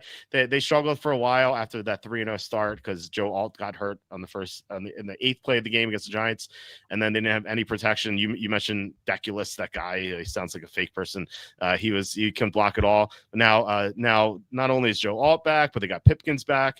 They got Khalil Mack back on defense. Darren Perriman had a good game last week. Finally, this team is coming together at the right time because they have some divisional games coming up, the second one. So yeah, I think the Chargers win easily here. They're on my card. What do you think? I like the Chargers in the game. You mentioned all the wonderful things about Tennessee, and I added earlier when we started the show that they punted at 4th and 2 or 4th and 3 from the 42 from the Colts 42-yard line. And they punted the ball into the end zone, gained 22 yards of field position, and gave up an 80-yard touchdown run on the very next play. So you can't be on Tennessee. I'm trying to figure out at what point I would be on Tennessee. Now, I made the line 10.5. The line dropped 8.5. I see it's back to 9.5. We've had a lot of success going against Tennessee, so I have no problem going with the Chargers. I worry a little bit about just the mentality. Did the Chargers want to win this game by margin? They're coming off of an easy win. They're playing next week. They're playing Sunday Night Football against Pittsburgh. Is this a big game for them to come on the road? I don't know. So I don't love continuously laying these points. I am considering the Chargers as one of my survivors this week. Mm-hmm. We could talk survivor a little bit later, but Chargers are definitely in the mix to be a survivor selection. Are we just going to go against Tennessee every single week? No, yeah. I guess we might, right? They're 2-6 against the spread. One of those wins, they should have been down 28-3 or 28-6 in the game. Another one of those covers was the first game of the season against Denver. When they were relatively close in the game, they were down 13-12 late in the game, and Cam Ward dropped back to pass on 2 occasions and took 2 sacks out of field goal range. Otherwise, they would have had an opportunity to take a lead in that Denver game against the overrated Broncos. But they did cover the 8.5-point closing line. So I think if we continue to bet against this team week in, week out, pick against this team, we're probably going to win a lot more than we lose. So charged on 10-day arrest. Yeah, I don't know. I don't know if that really makes a difference in this scenario. What makes more of a difference is that Joe Walt is playing. Yep. So, but are they going to run the ball on the road? Cam Ward was visibly pissed last week when they punted. Maybe there's some fight from this team. Although Jeffrey Simmons is out. I think he's out. He hasn't practiced yet. Yeah, he's been DNP'd twice. Yeah. Yeah, so he is their best defensive player, obviously. But do the Chargers care for margin? We saw earlier in the season they were throwing the ball downfield with leads. I was impressed by that. Then they kind of took their foot off the gas a little bit. Obviously, the injuries didn't help. Looking at their road games here to see their general margin on the road. I also remember what they did against bad teams last year. They just sat on them. Yeah, the Miami game on the road, they won 29-27. They were in a position to lose that game. The Giants game on the road, they lost. The Raider game was too early in the season. They won by 11. So yeah, I'm not overly optimistic about laying close double digits with this road team. I wouldn't be on the Titans, but I'm not loving the Chargers as a contest pick this week like we did the last couple of weeks going against Tennessee. I can take it if you love it, but it's not really, for me, it's not necessarily a top 5 or 6 pick. Yeah, you mentioned the Miami and the Giants games. No Joe Alt, no Khalil Mack, no Denzel Perriman in those games. Those are all difference makers. You can argue Perriman not really, but he's so good against the run. They're so much better against the run when he is on the field. I think he's like a half a difference maker. But Khalil Mack, obviously, a huge difference maker, and so is Joe Alt. So they're back, and Pipkins also. I mentioned him. I think I'm not joking when I say this is a money printing machine. I'm pretty heavy in the stock trading. Like I make bear cases of teams, of stocks, and Beyond right now. Beyond Meat is the stock I'm shorting right now. You can make a very easy case on a bear position for them because they're about to dilute from 500 million shares to 3 billion. And they're hemorrhaging money. So this is the same thing. I'm making a bear case for the Titans. What is the bull case here? Chargers may not win by margin, but I think there's a much better chance that they will. We talked about, teams that win as favorites, tend to cover 76% of the time the past 2 years. Like, we know the Chargers are going to win this game. I'd be shocked. I'd be absolutely shocked if the Chargers lost to the Titans. Like, it would take. I also pointed out that the 7+ point favorites are 15-15, but the 10-point favorites are 6-3, and they're not quite a 10-point favorite, right? So they fall into the category of the 7 to 10 range, which is 9 and 12. Mm-hmm. Is that 9 and 12, 15 and 15? So that would be, so 9, 9 and 12. In 21 spots, the 7 to 9.5 point favorites are 9 and 12 ATS. Mm-hmm. So I'd almost be more comfortable if they were good enough to be the 10.5, 11.5 point faves, as opposed to 8.5, 9.5 point favorites. I think if they didn't solve those injuries, like if they had Alt the whole time, if they had Mac the whole time, they would be better than 5-3. And if they were better than 5-3, they would be at least 10 or 11. You know, that's why my power rating has them at 10.5, right? Yeah. I have the Chargers number 9 in the league. I actually deduct a point for Hampton. I think Hampton's really good. When I saw some explosiveness and some speed, I don't think Kamani Vidal is that good, although he did have 100+ yards last week against Minnesota. So I deduct a small point for the Chargers there, but I have the Titans at -11, which is wildly low. Yeah. That's like as low as you can possibly get.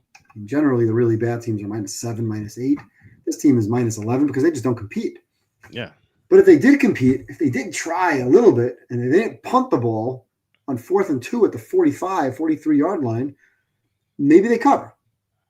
I don't love it. I lean to the Chargers simply because the Titans are that bad. Yeah. But I don't love it here. I think there's better picks. But again, if this is one of your top 2 or 3, we've gone against Titans before and we've been successful with it. So happy to continue riding that train. The only time it lost was when DeMarcado dropped the ball and the interception was kicked in the end zone. Mm-hmm. And then the ball hit Murray in the helmet and he dived for the ball and he hurt his ankle. He didn't dive for the ball. He got concussed. Or both. He didn't even dive for the ball. He got concussed and he fell and he hurt his ankle. So that was that's what happened there. So that's what it takes for Tennessee to win a game. Like all that nonsense. Like, could it happen again? Sure. But they don't have to win the game. I trust, right? But I trust Harbaugh. He has routinely dismantled bad teams as long as he's had a functional offensive line, which he has here. And I personally think the Chargers are one of the better teams in the NFL. They're not Chiefs tier, but they're like right below that. They're below the top 4. I think you could make your case that they're the 5th best team in the NFL. Really? You would think they're that high? Yeah. You think they're better than the Colts and Packers?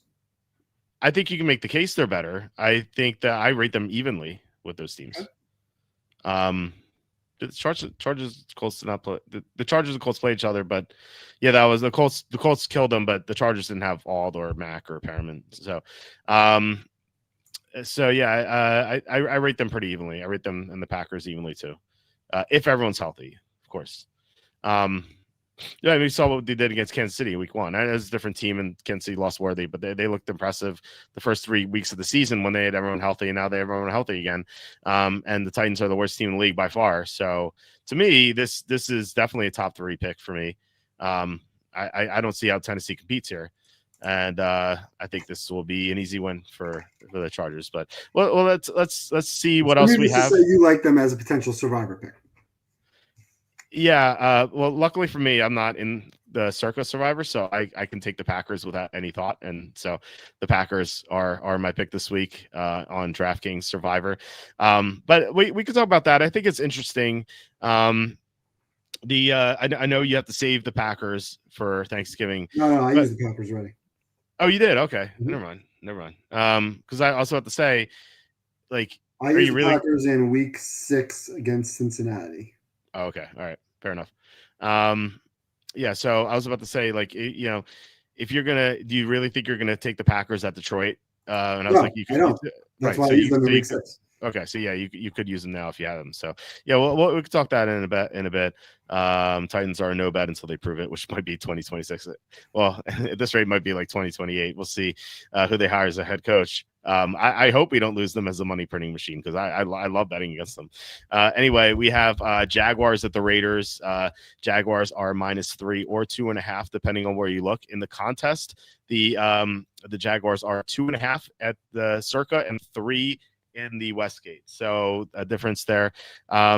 And I think the difference was because Max Crosby practiced on a limited basis today. When I was talking with Andy yesterday, Max Crosby hadn't practiced yet. So I was like, I don't want to back the Raiders with no Crosby. Just a horrible defense, like already a bad defense. And so like the Bengals, like already bad defense, down Hendrickson / Crosby just makes them so much worse. But if Crosby's going to play, suddenly the defense can be more functional. And then you have Brock Bowers practicing fully. You have Jacoby Myers practicing fully. So suddenly the offense is going to be better. I know the line still stinks, but the Jaguars don't really scare me as a team. I think the Jaguars are overrated. They are 4-3. They started 4-1, but I wrote that like I thought the record was built on a house of cards. Like it was just some fluke wins. And I thought they were bound to. Sorry, what'd you say? Turnover margin. Yeah, yeah, exactly. So fluke wins. I thought they were going to regress, and they have so already, and I don't think they've regressed enough yet. So I like the Raiders a +3, 2.5. Not so much. What do you think about this game? And real quick, we have a 10.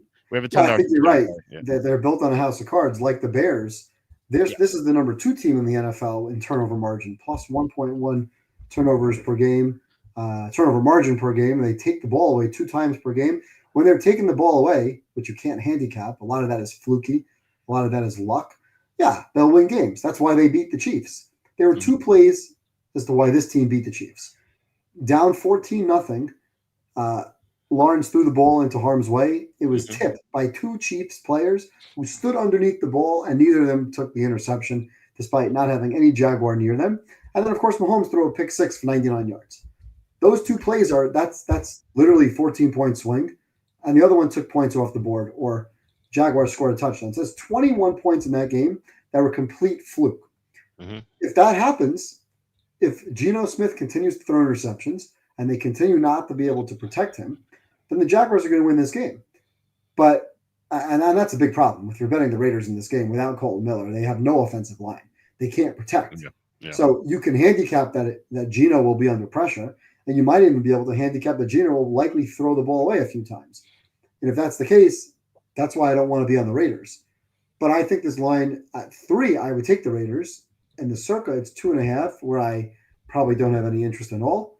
So, I mean, pick your poison. You know, I don't want the Raiders at +2.5.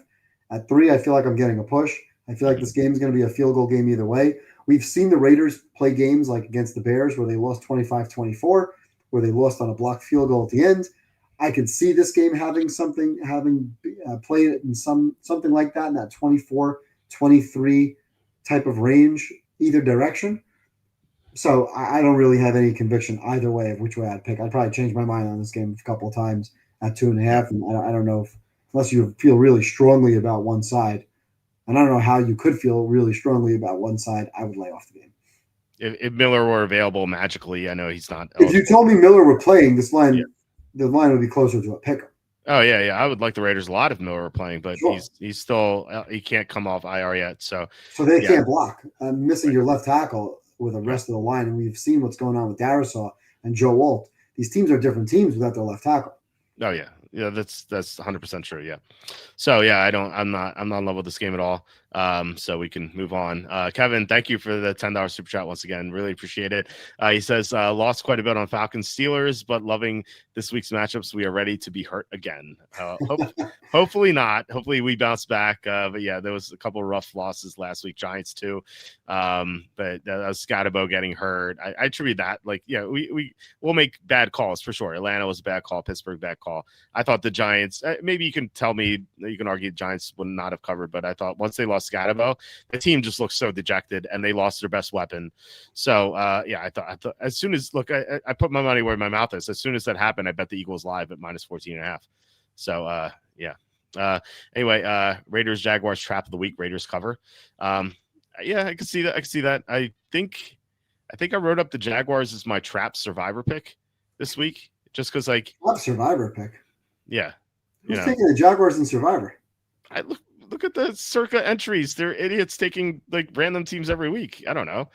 People Now, might be like, "What?" I would be stunned if somebody took the Jaguars this week. I guarantee someone in the Circa is taking the Jaguars. I would like it. to wager you that does not happen. You don't think one person is taking the There Jaguars? is a greater chance of that person forgetting to make a pick than taking Jacksonville on the road as a 2.5-point favorite. When you have the Colts, sorry, not the Colts, when you have the Packers, the Lions, the Rams, the Chargers, the Ravens tonight, they are multiple 7 to 14-point favorites. I would be stunned if anybody took Jacksonville. I hope they do. That'd be great. One person took the Niners last week. Took the Niners last week. One person took the Niners. Were I mean, stupid. They're underdogs. Yeah, dogs. Yeah. Yeah, I mean, if one person's going to take an underdog, I think some people will take a 3-point favorite. Actually, I don't even know if that's true. If I made the Jaguars my Survivor a trap game, I at least thought about it. Let me see who I made. No, sorry, it was not the Jaguars. I made it. The Patriots was my Survivor trap pick. Because I was look, I guarantee that makes more sense. I guarantee someone's going to be on the Jaguars. Somebody did take the Niners last week. That's correct. One person did take the Niners. Right. So if someone takes a +1.5, someone's taking a -3. But anyway, I thought because the Jaguars are 4-3 and the Raiders they got blown out 31-0 the last time people saw them. I thought, and maybe if they used some of the top teams, I thought maybe they'd be forced into it. But that was a consideration. I was like, that thought popped in my head, but then I was like, let me look for a better team to take. So I did take Patriots as my Survivor trap. But anyway, look, I do think that there's if I had to make a bet in this game, I would take the Raiders, but I'm not in love with it. I would take if I had to take a game, I'd take the points. Mm-hmm. Raiders +3.5 is a smash, 2.5 it's a pass. Yeah, I didn't see a 3.5, but if you were to get one, sure, yeah. Okay, let's get to the next game. Saints at the Rams. Lions Rams -14. There's a couple 14.5s out there already.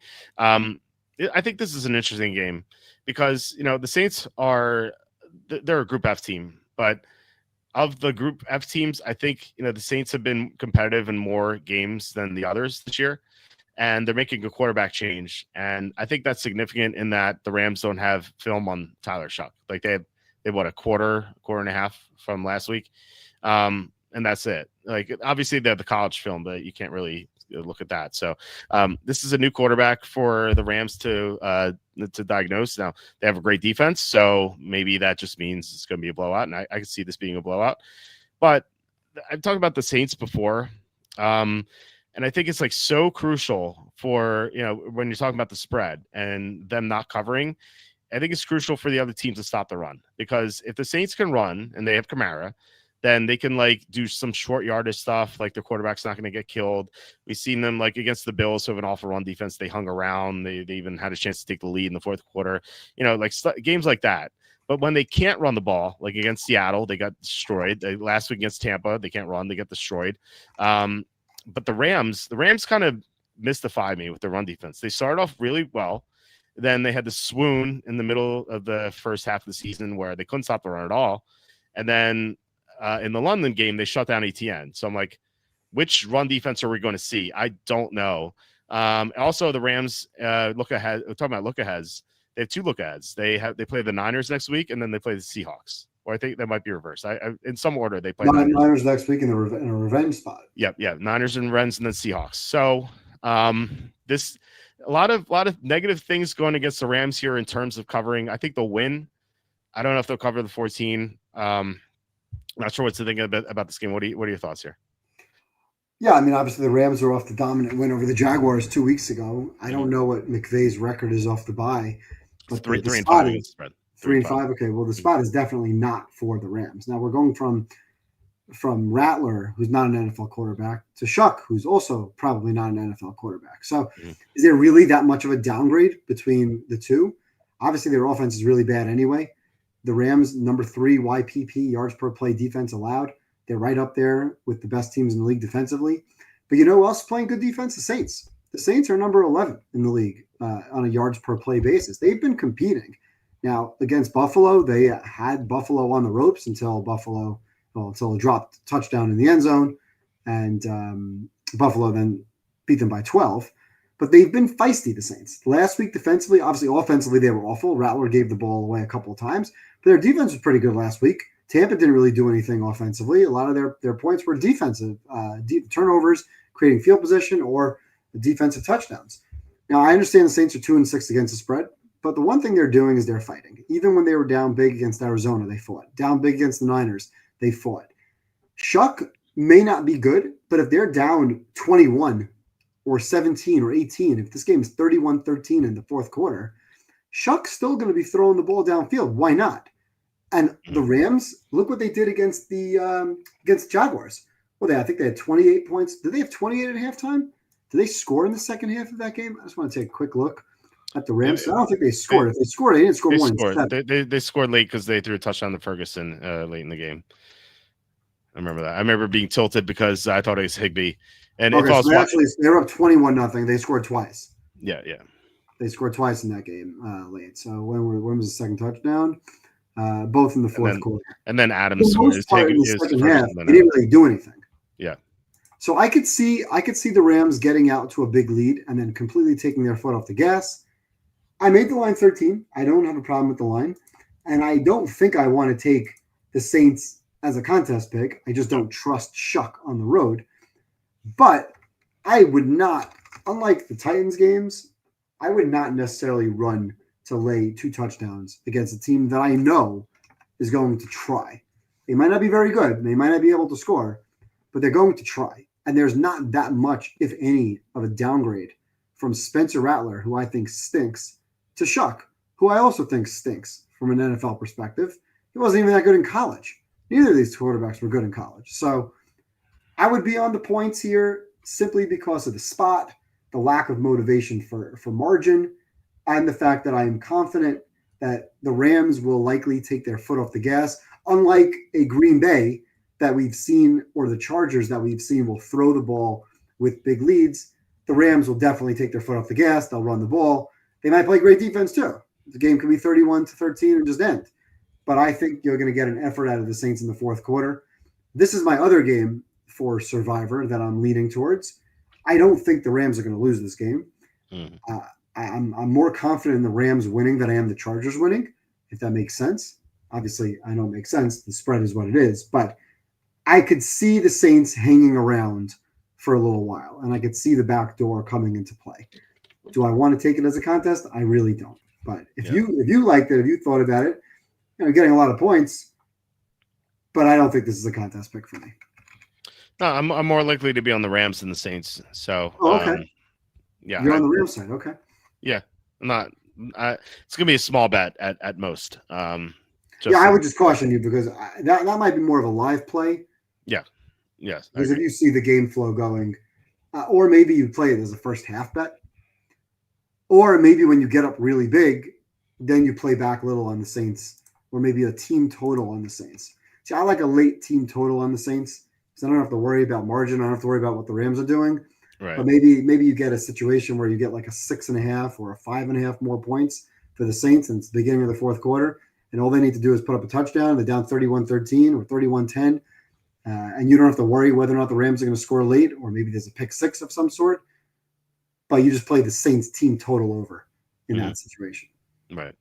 Yeah. So like I said, where I was leaning toward the Rams, but not heavy at all. Okay, so let's go to the next game, which is in the week. Yeah, Chiefs at Bills. The line is Chiefs -2 consensus wise, or is give or take half a point somewhere. Circa 2.5. Okay, interesting. So the Bills have beaten the Chiefs in the regular season. The Chiefs have beaten the Bills in the playoffs. Does that continue? I don't know. I feel like the Chiefs are in a better spot conditionally with their injuries right now.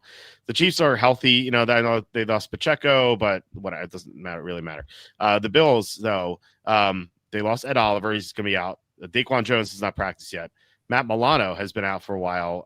He's practicing fully, but we've seen Milano come back his first game or two. Usually not very good in his first 2 games, coming back from injury, and then he plays really well. So I think that we may see the same thing again. And we have like a team that has cluster injuries in the middle of the field. I think the Chiefs can easily attack that with Rashee Rice and Travis Kelce, who's, Rice looks fully integrated in the offense despite being suspended for those 6 games. And Kelce is in shape, best regular season in 3 years since that great 2022 that he had. So I think the Chiefs are just a healthier team. They're the better team right now. I know the Bills just destroyed the Panthers, but that's not overly impressive. I just think the Chiefs are a little bit better than the Bills right now.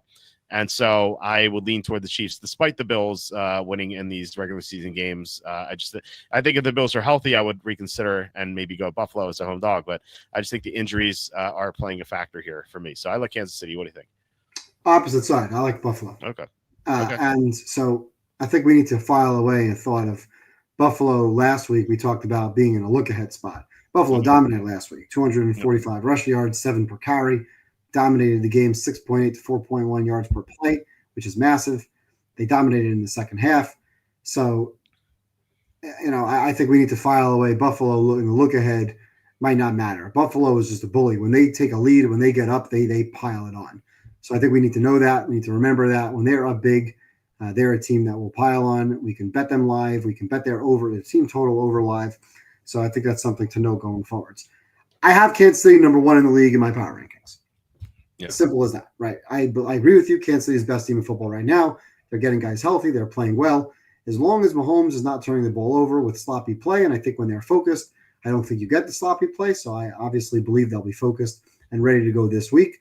So I have Kansas City number 1. I have Buffalo, I mentioned before, with the Lions as number 2. But I only have them a point apart, maybe a point and a half. And I give Buffalo a good point and a half, if not 2 points, for home field advantage. I make Buffalo a 1-point favorite, maybe a 1.5-point favorite. So I was surprised to see Kansas City favored in the game. And I was surprised to see that the line is moving towards Kansas City. And there's a comment there somewhere about the script. And that's the script. Buffalo is 4-0 against Kansas City in the regular season. Kansas City is 4-0 against Buffalo in the playoffs.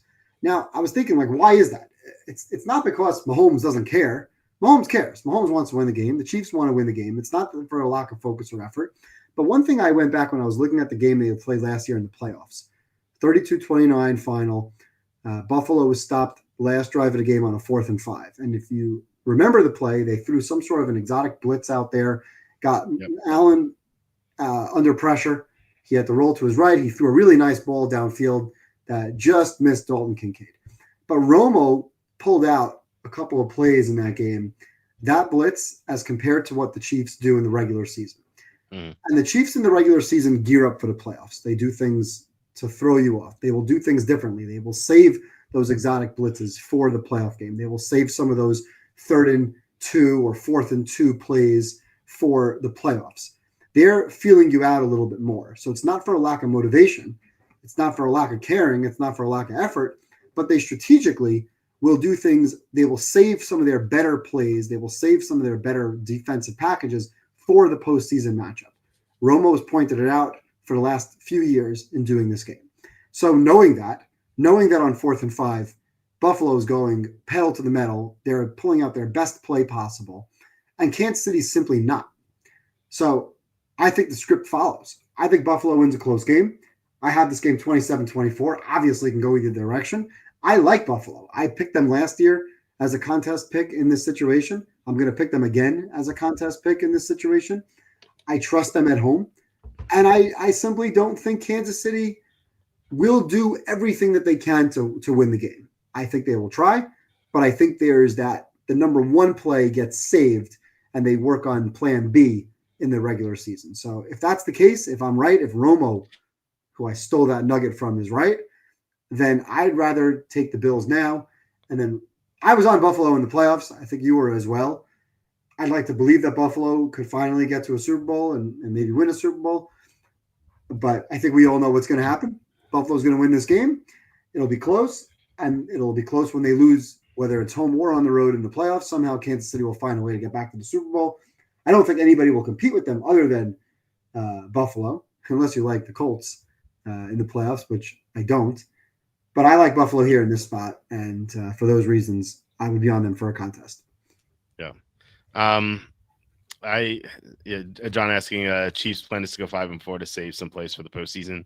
No, the plan is not to go 5-4, but yes, the plan is to save place for the postseason. Absolutely, and they do this a lot, and they did it last year multiple times. They did it in the game against the Raiders on a 3rd and short at midfield, throwing the ball deep. They did it against Buffalo with some of the exotic pressures and blitzes that they ran or didn't run, as pointed out by Tony Romo, who knows a lot more football and formations and play calling than we do. And it seems to be a constant theme in the regular season where one team's 4-0 and then it flips. So if you're going to buck that trend, good luck. I'll continue to play that trend. Just like I said last year, I'll continue to play the Chiefs in the Super Bowl.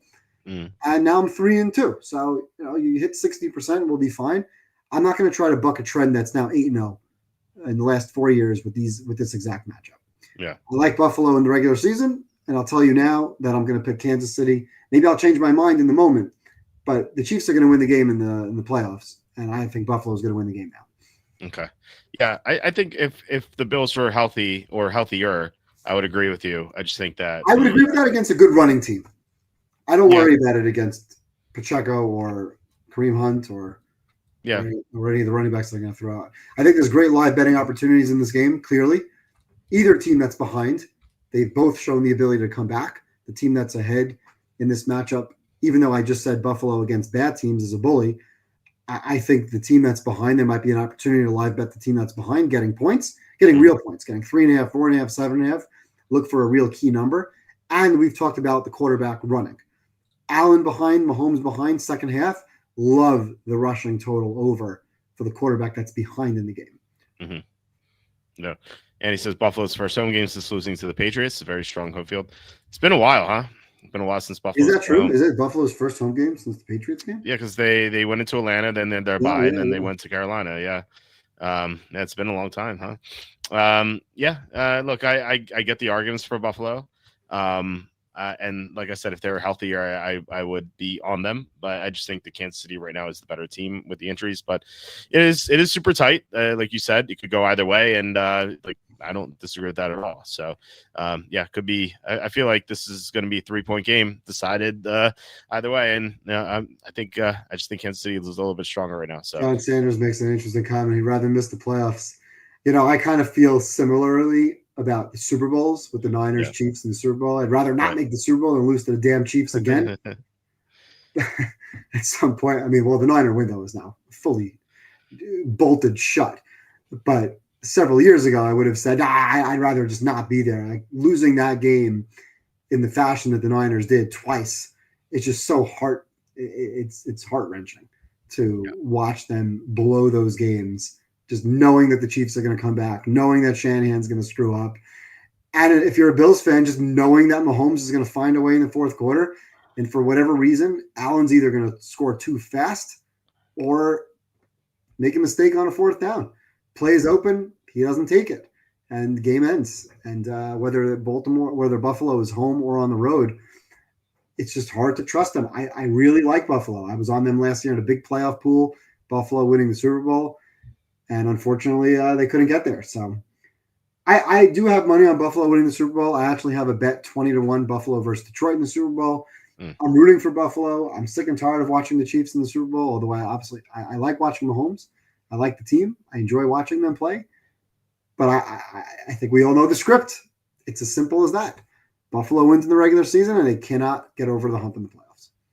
Reminds me of a video I watched. I think I posted it this week. Not sure. It's about this guy's watching the Super Bowl, the Eagles-Chiefs Super Bowl, and he's rooting for the Eagles. He's like, I'm tired of seeing this Chiefs team win. And his girlfriend comes over. She's like, oh, what are you watching? He's like, oh, Super Bowl. And she's like, oh, are those the Chiefs? And he's like, yeah. And she's like, why are you not rooting for the Chiefs? and he goes, well, because they always win the Super Bowl. And she goes, did you know that Taylor Swift's boyfriend's on the Chiefs? You have to root for the Chiefs. And so eventually it progresses that he suddenly gets a Chiefs jersey on. He has to root for the Chiefs because of Taylor Swift. So that was a pretty funny video. I think I posted it this week. If not, I'll post it next week. Anyway, we have 2 more games left. We have Seahawks Redskins here. Seahawks are -3. Andy and I talked at length about this one last night, and it was funny. You would think that I think this is our longest discussion, and you would think that it would be a disagreement. But we actually agreed on this side. I have the Redskins here at +3.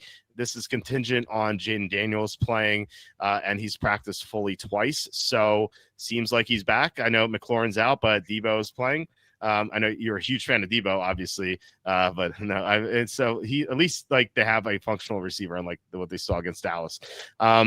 Another big injury note that Laramie Tunsil is potentially back. He was DNP on Wednesday, but he was limited today, so that's a good sign because when he went out, the chances of scoring just went very low on Monday night.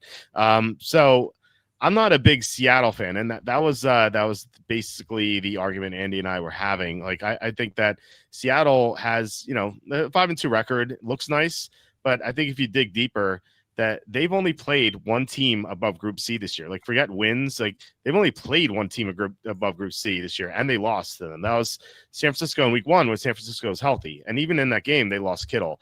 But I still had the Niners in Group B back then, with Bosa and everything and Fred Warner. Different team now, but still. They haven't played anyone else above Group C. And I know you can only beat the teams you play, I know, but it's not like they've blown out their competition. They blew out the Saints, but for the most part, most of the games have been close. So I don't fully trust the Seattle team as like a very good team. I don't think they deserve to be favored by 3 on the road. And I think that Daniels, with a healthy starting receiver and with Tunsil potentially back, and now Sam Cosmi is being worked in. Now he's playing too. I like Washington here. I do worry about their defense. The defense is pretty rough, but I think Daniels with the points against a team I don't deem as being elite, I like that here. I like Washington. What do you think? Well, let's start with the power rating. If Daniels plays, why is this line 3? Yeah, exactly. Yeah. That's the first thing. So I always start with my power rating, and just to go through my process, I actually have the Redskins and the Seahawks tied at +1.5. Now, I agree with everything you said about Seattle not playing anybody, but their statistical profile is pretty awesome. Despite the level of competition, they're still tied with Dallas right now at number 3 in the league with 6 yards per play on offense. And it's not because of their rushing attack. Their rushing has actually been pretty bad. You wouldn't think that their rushing is number 31 in the NFL, but it is. But their passing is number 1. They're throwing the ball almost 9 yards per attempt. Jackson Smith-Njigba has been great. Darnold's been great. Can't believe I'm saying that, but Darnold has been great despite the level of competition. You know who's last versus the pass? The Redskins. Yeah. They're number 32 in the league, giving up almost 8 yards per pass. But that all said, if Daniels plays, I have them as a +1.5. I do dock them 0.5 point for McLaurin because while Debo could be productive, I don't think he's a true number 1 receiver. Even if he does, even without McLaurin, even if you dock them 0.5 point and say, all right, Seattle is the better team on a neutral field, it's only slightly. And you got to give Washington at least something, 1.5 point. I know they're not a great home field team, but if Daniels plays, Washington should be at least -1, 1.5. How am I getting +3 in this game?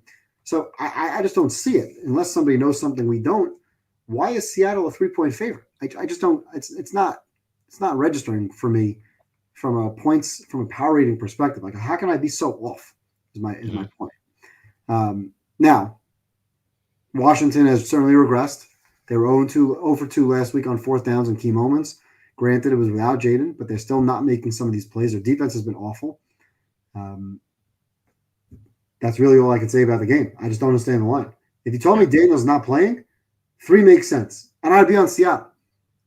Yep. If Daniels didn't play, I'd be on Seattle minus the 3 points, mostly because I wouldn't trust Mariota or the Redskins defense. But with Daniels playing, it changes everything. It puts them in line more like what they did to the Chargers a couple of weeks ago. Now, I don't expect them to blow anybody out. The Chargers got blown out in that game mostly because of their offensive line. And I know Seattle's played better. But if Daniels plays, and we know he's in the game, if he's full practice tomorrow, he's ready to go. Even if he's not 100% running, just his presence there, how could they be +3? We'd have to take this game. Yeah, I agree. So, definite Washington. Then it's if Daniels is 100% in, not limited.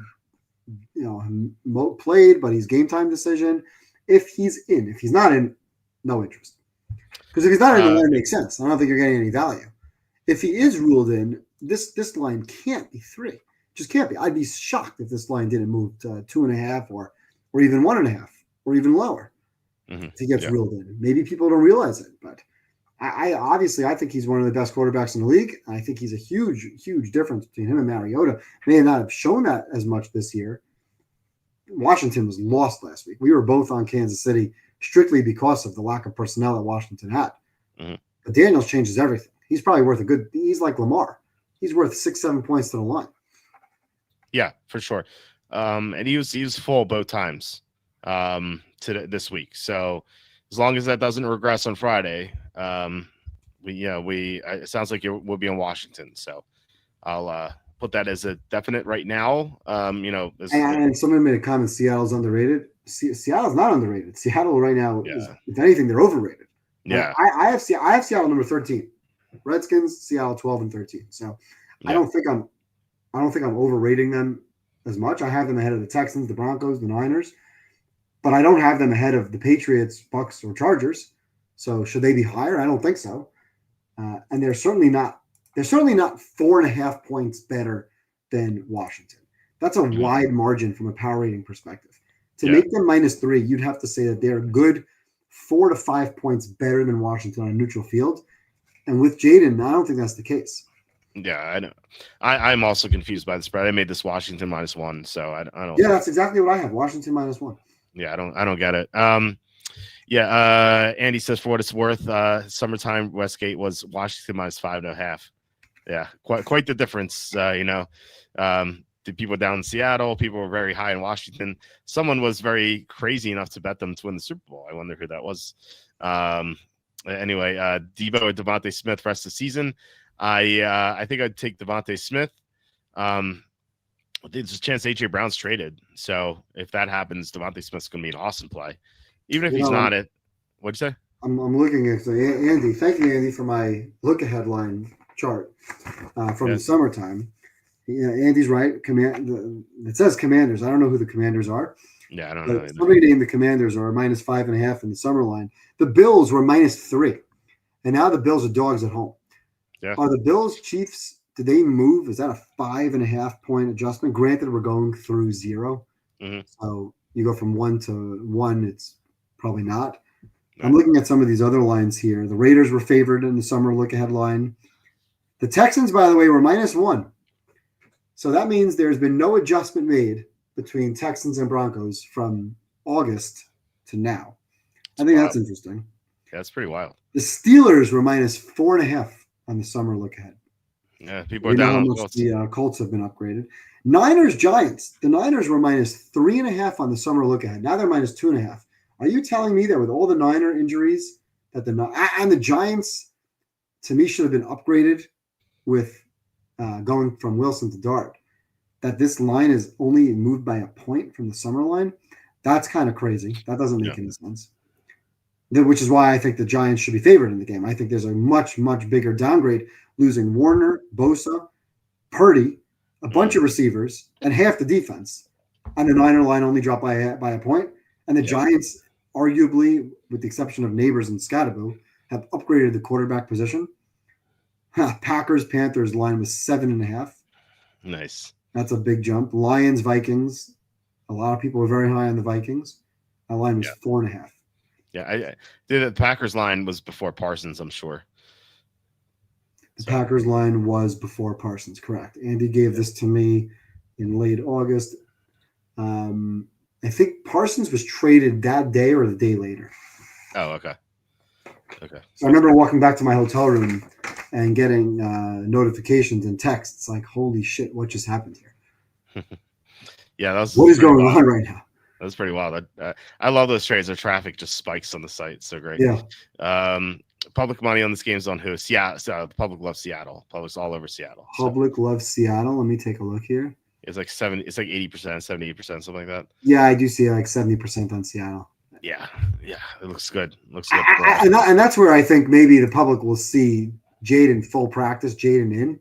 This line's going to start crashing down. Oh, you think so? Okay. I do. Okay. I can't see how this line makes sense. Okay, so maybe it'll There's either Jaden playing, either the Redskins are really bad, they're a below average football team, or Seattle is better than the Chargers, or the Bucks or the Patriots. I don't have that.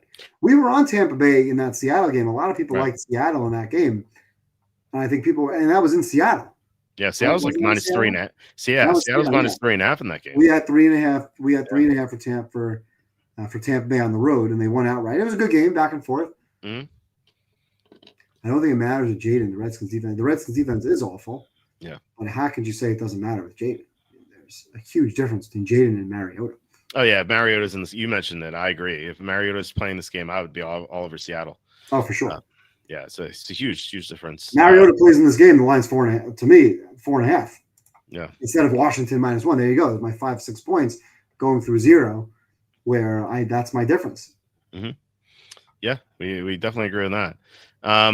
Okay, yeah, it looks like we have 5 at least combined with the maybes. So we'll at least have a card, and we don't have to start digging for options. All right, let's get to the last game, which is Cardinals and Cowboys. Cowboys are minus 2.5.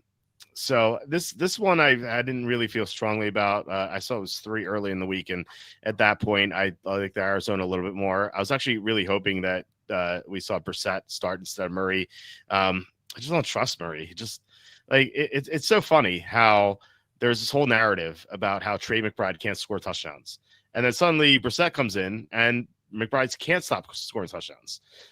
Murray also terrible 3rd and longs. Brissett was completed 30-22 against the Packers. Like, this guy, he's not obviously not a good quarterback, but he's, I don't know. I feel like passing wise better than Murray. Murray obviously uses his legs, but against this Dallas defense that sucks in all facets, I think I'd rather see Brissett here. And obviously we get a better number if we had Brissett. So I was hoping for that. Now with Murray plus 2.5, I feel like Arizona is a little bit better than Dallas, but I don't think they're substantially better enough that I'm like, oh yeah, Arizona smash spot at plus 2.5. I would lean Arizona. I just if you look at the worst unit of the 4 is definitely Dallas's defense. I don't think it's even close. So I would be on Arizona here plus 2.5. But like I said, I wanted the 3 or I wanted Brissett with a better number, but we're not getting that. What do you think about this game? So the worst unit is the Dallas defense, but the best unit is the Dallas offense. Yeah. Sure. So we know Dallas' defense is horrendous. They gave up 180 rushing yards last week, 7.5 yards per play. I mentioned earlier they're tied with Cincinnati and Chicago, last in the NFL in defense yards per play overall. But I don't know that Murray is a huge upgrade over Brissett. I have him as a slight upgrade over Brissett, but the Arizona offense is number 25 in the league. Number 26 offense. They've lost 5 straight games after their first 2 wins over Carolina and New Orleans, games that they almost blew, or games where they tried to lose, or at least tried to lose the covers. The one thing for me in this game, and I make Dallas a good 3-point favorite here. I have Dallas as the better team. I have both of these teams below average, but I have Dallas -1. Their offense doesn't make up for how bad the defense is. Yes, over, under, very good call. The offense is great. The defense is horrific. You even them out, and a little bit more favored towards the defensive side being so bad, which is why I have them as a below average team. But I have Arizona -3. I have Arizona at 23rd in the league, Dallas at 17th. I make the line 3. If you give me 2.5, I really like Dallas. And here's what really keeps me on Dallas more. Let's look at Dallas's losses this season.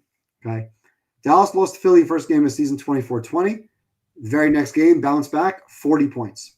Okay. They won 40-37, overtime Giants. They lose to Chicago, 31-14. The next week, 40 points, tie, Green Bay. They beat the Jets, okay, 37-22, doesn't count. Somehow find a way to lose to Carolina because their defense is so bad that they give up 30 points, but they lose. That's their 3rd loss. The very next week, 44 points against Washington. Again, Washington's defense is pretty bad, but that's the 3rd loss and the 3rd time Dallas has put up 40-plus points. Now, they did put up 24 last week. They were awful last week. Denver killed them. Denver was great offensively. Dallas was dreadful defensively.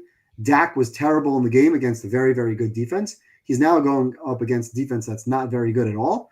And they're at home, and it's Monday Night Football. I don't want to predict that Dallas is going to put up 40 again. Would it surprise me? Absolutely not. but I have them putting up 30 plus. Mm-hmm. And if they're putting up 30 plus, they're going to win this game by 3 or more points. So you're not going to find me often saying that I love the Cowboys.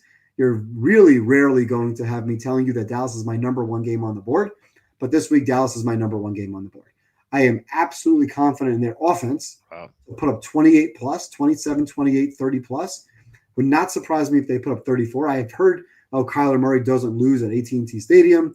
Great. When he was in college playing for Oklahoma and Lincoln Riley against a bunch of Big 12 football teams, I'm sure he's fantastic. But he's not going up against that. He's going up against a very bad team, a very bad defense. But you're asking Kyler Murray now to put up 30 points. He's been hurt. When he comes back from these injuries middle to late in the season, he doesn't run a lot. They don't have a run game. I don't trust his playmakers. McBride, yes, but on the outside, I don't trust Harrison and some of these other guys to make plays downfield. And I do trust Dak to bounce back in a spot where I've seen already 3 times this year, 3 losses, 3 times 40-plus points. So I'm on Dallas, and Andy will tell you that I rarely submit a card that says the name Cowboys on it. But and I've told you before in this show a few times how much I like betting against Dallas. I just think they're a comical team to bet against, especially at home, especially in prime time. Not this week. This line should be 3 or higher. 2.5 is a bargain. I like the Cowboys. Yeah. Andy's saying all of Arizona games decided by 7 or fewer points. Yeah. They played nothing but close games. All 5 of those losses you mentioned, they're like one play away from them winning, So it's kind of crazy that the type of hypothetically they could be 7-0 right now. But no, they're not good. And Andy asks a question, which has more success, Dallas offense versus Arizona defense, or Arizona offense versus Dallas defense. To me, it's a wash. That's the answer to the winning the game. To me, I think it's a wash personally, but it sounds like you like Dallas's offense. Well, somebody has to be better. Somebody has to score more points and win the game. Right. So if you're picking Arizona to win the game, then you obviously think that Arizona's offense is going to be better against Dallas's defense. I think Dallas's offense is going to be better against Dallas's defense because I have a top 5 offense against the bottom 7 or 8. What is their defense? I think I had it at 26 yards per play. Arizona's defense yards per play is why do I have them at number 12? I have Arizona at number 15 EPA. So 15 EPA. Look, they made some good additions in the offseason with the defensive linemen. Calais Campbell, Sweat. They have some decent players on their defense. It's not bad, not a bad defense. Oh, I'm sorry, I had them at the 26th offense. Okay, so their defense is not so bad, but I think Dallas's offense could absolutely move the ball on this defense. And I even though Dallas's defense is terrible, I don't think that Arizona is going to put up 30 plus. So. But even if they did, I think this game could be 34-31 or 31-28. First of all, you have to handicap also Aubrey. Aubrey makes a difference. He is able to, in that stadium, he's kicking 60-plus yard field goals. That matters in games where you can get cheap 3 points at the end of the half and matters at the end of the game when you can tie a game or you can take a lead. So the fact that Aubrey is there with that leg makes a difference. Again, for me, the biggest thing in this game is Dallas coming off the loss. So smart defensive mind or not, I believe that Dallas is going to put up a lot of points and find a way to win. Okay. Even if it's a close game. I'm not predicting this game being 34-17. I think this game could be 34-27. And I love the over. What's the over? 52, 53? Yeah, it's up there. It is 53 and a half or 53, depending where you look. I actually see a 54 at Hard Rock, so this is one of those games where I think you have live over potential. I think you're looking at 57 to 60 plus points. I think the winner of this game might have to get to 30, but I absolutely think Dallas can get to 30. Yeah, I think Arizona can get to 32. This is your top play, you said? Yes. Okay. All right. And again, it's a product of the week because I don't love the card so much. Indy is up there because I think we're getting a bargain at -3. I love Indy more at 2.5, but Dallas at 2.5.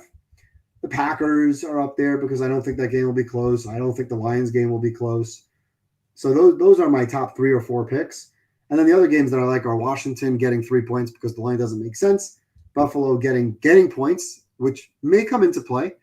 Sometimes 1 or 2 points comes into play. Getting 2.5 makes sense when I think they should be favored. I'm getting Buffalo now at plus 2.5. I like it. And I mentioned I like Houston. So those would be the 6 teams this week that I highlighted. Washington would be the 7th team. But again, I need to know that the quarterback is playing. Outside of that, I don't really like a lot of games. But I think Dallas would be a pick for me in most weeks. I actually considered, when we were going back a few weeks looking at Survivor, and I like to look at all the options. Last week, I was on the Colts twice, but I looked at Cincinnati, gave them a look, spent a couple of minutes going through the options, going through the path.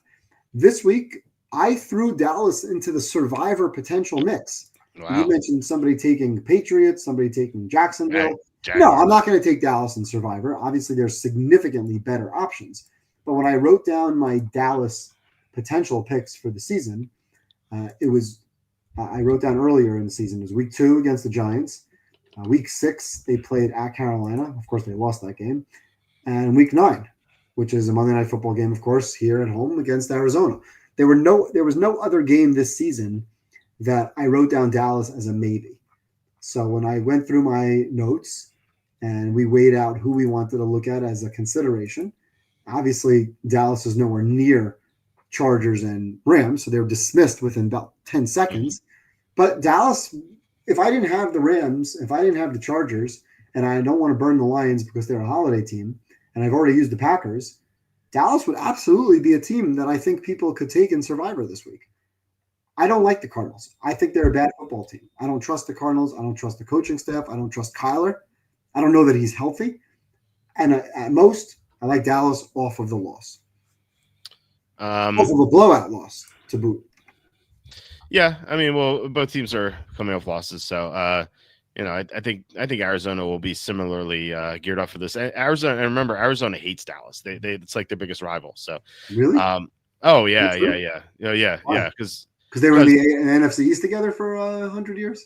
Well, there's that, but there's so many Dallas fans in Arizona that they just hate it. I know some people who live out there, and they mention that all the time. Like they is there going to be a big Arizona crowd at AT&T Stadium? It might be, not like a big crowd, but substantial enough that it won't be fully 100% Dallas. So, I know the Cardinals fans hate Dallas so much. In the power rankings, actually, I have them right next to each other. Dallas 18, Arizona 20. So that's kind of Dallas 18. Yeah. Is that what you said? Dallas 18. I had Dallas 17. Okay. And Arizona Cardinals, 20. you have 20. I have Cardinals 23. Okay, so a little tighter for me. So that would explain the difference in our opinions. Okay, so our definites here, and let's make sure that we want to keep these. We have Indianapolis -3 at Pittsburgh. We have Detroit -8.5 against Minnesota. Washington +3 versus Seattle, and Dallas -2.5 against Arizona. So good. Indy, Detroit, Washington, assuming Jaden, and Dallas. Yep. You did not put the Chargers in there. Well, I mean, just based on our conversations, that's okay. That's the definites for. You didn't put Green Bay in there. I thought Green Bay was in that mix as well. That's not one of your top 2 or 3 picks. Oh no, it is. Just based on our conversations, and maybe Green Bay and then Chargers. Okay, yeah. So that's a good 6. Yep. Here's what I'd like to ask of you, because it seems like we've done this every single week now. We pull out a winner, and we put in a loser that's not even on our maybes. Bears, I get it. Quarterback situation changes things. Yeah. We pulled Tampa for the wonderful Bears. This has been the story of the season. It's some of the bad beats on some wacky football, or pulling winners and entering losers because we feel that there's injury value. Mm-hmm. Yeah. I mean, like you got a +6.5 when the line's 1.5. I know. Yeah, I think I agree with the pick. I agree with the move. I'm not faulting you or blaming you for making the change. I would have done exactly the same thing I did with the Super Contest entry. Yeah, you almost have to take the Bears at 6.5 when the line's 2, because a quarterback like Lamar is out. But it's just a shame that we've pulled Tampa. And then I forget who it was a few weeks ago, but we pulled somebody and put in the Giants. We pulled the Giants and put in the Chargers. Mm-hmm. I mean, we're 20-20, which is poor. Yeah. We should easily be 22-18 or 24-16, which is not great either, but percentage-wise, it's not bad. I feel like we've had a rough go of it, and yet we're still hovering around 500. So Yeah, a we lot make of our room own. for improvement here. Yeah, Yeah, we have a strong I second think half. Make Green our own. Bay. I've said this to you a few times before about the Titans games. I'll let you make that call. You seem to have a very good feel for it, and I love going against Titans. Mm-hmm. But once again, when it comes for me with Survivor, I've become very fearful against the spread with those teams. Yeah. And this week, my options are Rams twice or Rams Chargers.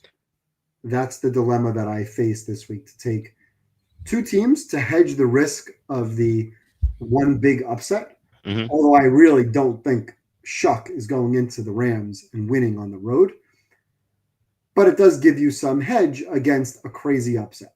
The other thing is, if you look ahead to week 13, the options again are these two teams. Chargers are home Raiders, and the Rams are on the road against Carolina. Mm-hmm. So by taking the split, it makes life more difficult because then now I have to win 4 games instead of 2. But I also get to hedge the risk of the upset in each week.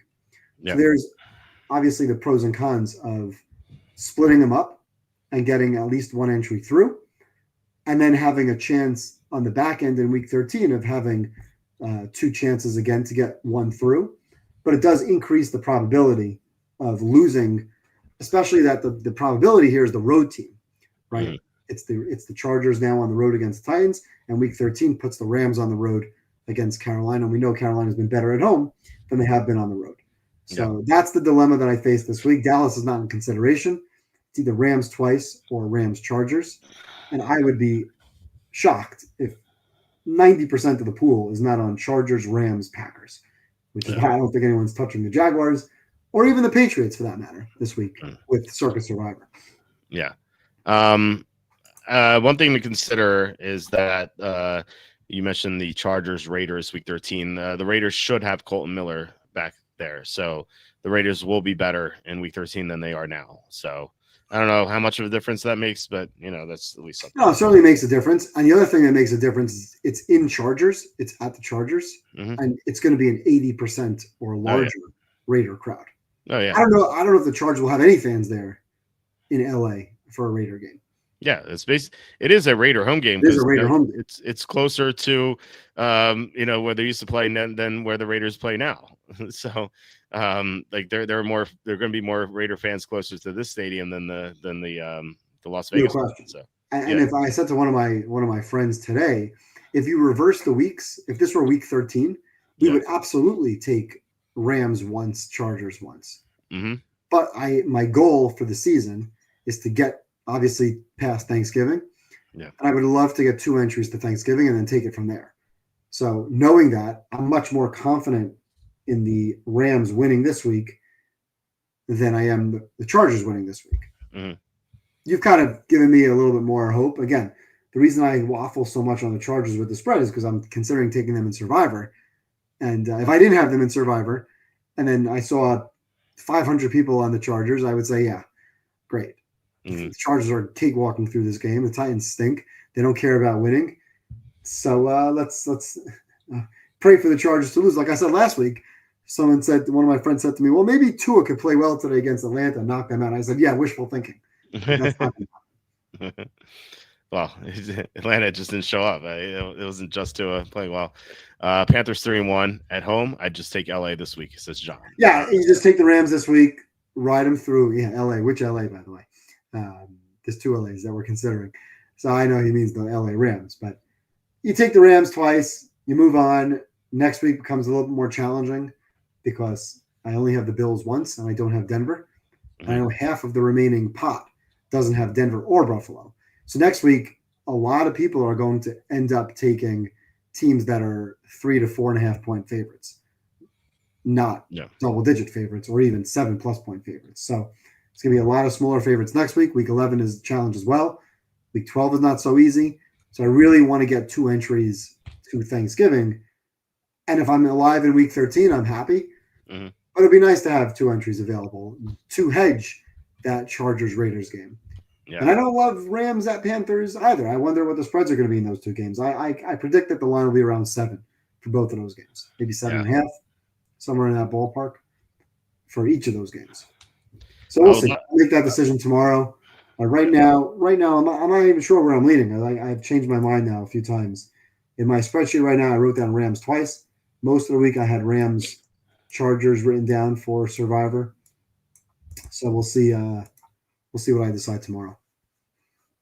Well, I wish you the best of luck with that, and I would love for you to have two teams heading into Week 18 because then you just take the one team and then take the team playing that team. So, no, you can't do that. What do you mean you can't do that? Well, I was going to game into a tie. Well, that's true. I didn't think of that. It's okay. Well, Circa gives you a chance to bet the tie. They give you like 100 to 1 or something. Yeah, bet the tie. Just bet the tie. Yeah, exactly. You bet the tie. No, because at that point I would have equity in both entries, so I'd probably just take two separate teams because now I'm throwing away my chances of winning both. Yeah, that's true. Let's worry about Week 18 when we get to Week 18. I know we're not even in Week 10 yet. I've been to Week 16 before, so I know I can tell you from experience that football, unfortunately, when that kind of money is on the line, it's not fun at that point. Now it's fun. Survivor's fun. The games are fun. The contests are fun. Everything's fun. But unfortunately, part of me wishes that the money wouldn't really be that kind of factor. We were talking about $18.5 million. And the year that I came in 10th place and lost in Christmas week, it was only $6 million. Only $6 million. Only. And I didn't sleep on a Saturday night for like 5 weeks. It was really bad. It was tough. It was the only thing I cared about. It was the only thing I thought about. It was the opportunity to win, not even so much for the money, although the money was huge, but to win and to get the prestige and to be with some of those folks and to hang out with Derek Stevens on Week 18. It was so nerve-wracking and stressful. But like I said, let's get there. I'd love to get 2 entries past Thanksgiving and then really start taking it seriously. Yeah. Because right now, the entries are worth something. There's 11% of the pot remaining. It's exciting, but there's a long way to go. A lot of football to be played and a lot of upsets and landmines to avoid. And I don't know what to do. Right? It's Rams twice, Rams Chargers. Mm-hmm. Both of them should win. Next week becomes the real challenge because next week, like I said, you're going to have to take half the pool. It's going to have to take a team that's basically a 3-point favorite. I have Week 10. I have Broncos against the Raiders, Bills at Dolphins, Seahawks. Right, and only there's of the 2,000 people left, 1,000 already used both of those teams. Which both Broncos and Bills? Yeah, I've used the Bills in one entry, so I have the Bills available for one. I've used Broncos twice. Half of the pool has already used both of those teams. Okay. Which means half the pool is looking at, I don't know who. I'm looking at Seattle as a potential pick next week. Yeah. Which I hate. Oh, they always beat Arizona. Okay. They do. They won like 10 in a row against Arizona. I'm taking the Bills in one of my entries next week, but in the one entry I already used the Buffalo. Entries are worth 9,100. Yeah. Somebody asked me again today if you could buy a percentage of my entry. I declined. I'm not selling shares of my entries anytime soon. Okay. Yeah. Eagles +3 look ahead versus the Packers. Yeah. By the way, that's what they were. Yeah. Why is that line +3? How are the Packers? The Packers are -3. That's a big number. Yeah, I think it's closer to pick them. Especially the Eagles off a bye too. You'd think they'd give the Eagles like half a point for the bye. Yeah, I don't know. That seems, I guess, a reaction to the Pittsburgh game is my guess. Yeah, I guess. I made the line 1.5. Yeah. What did I make that line? Let me see.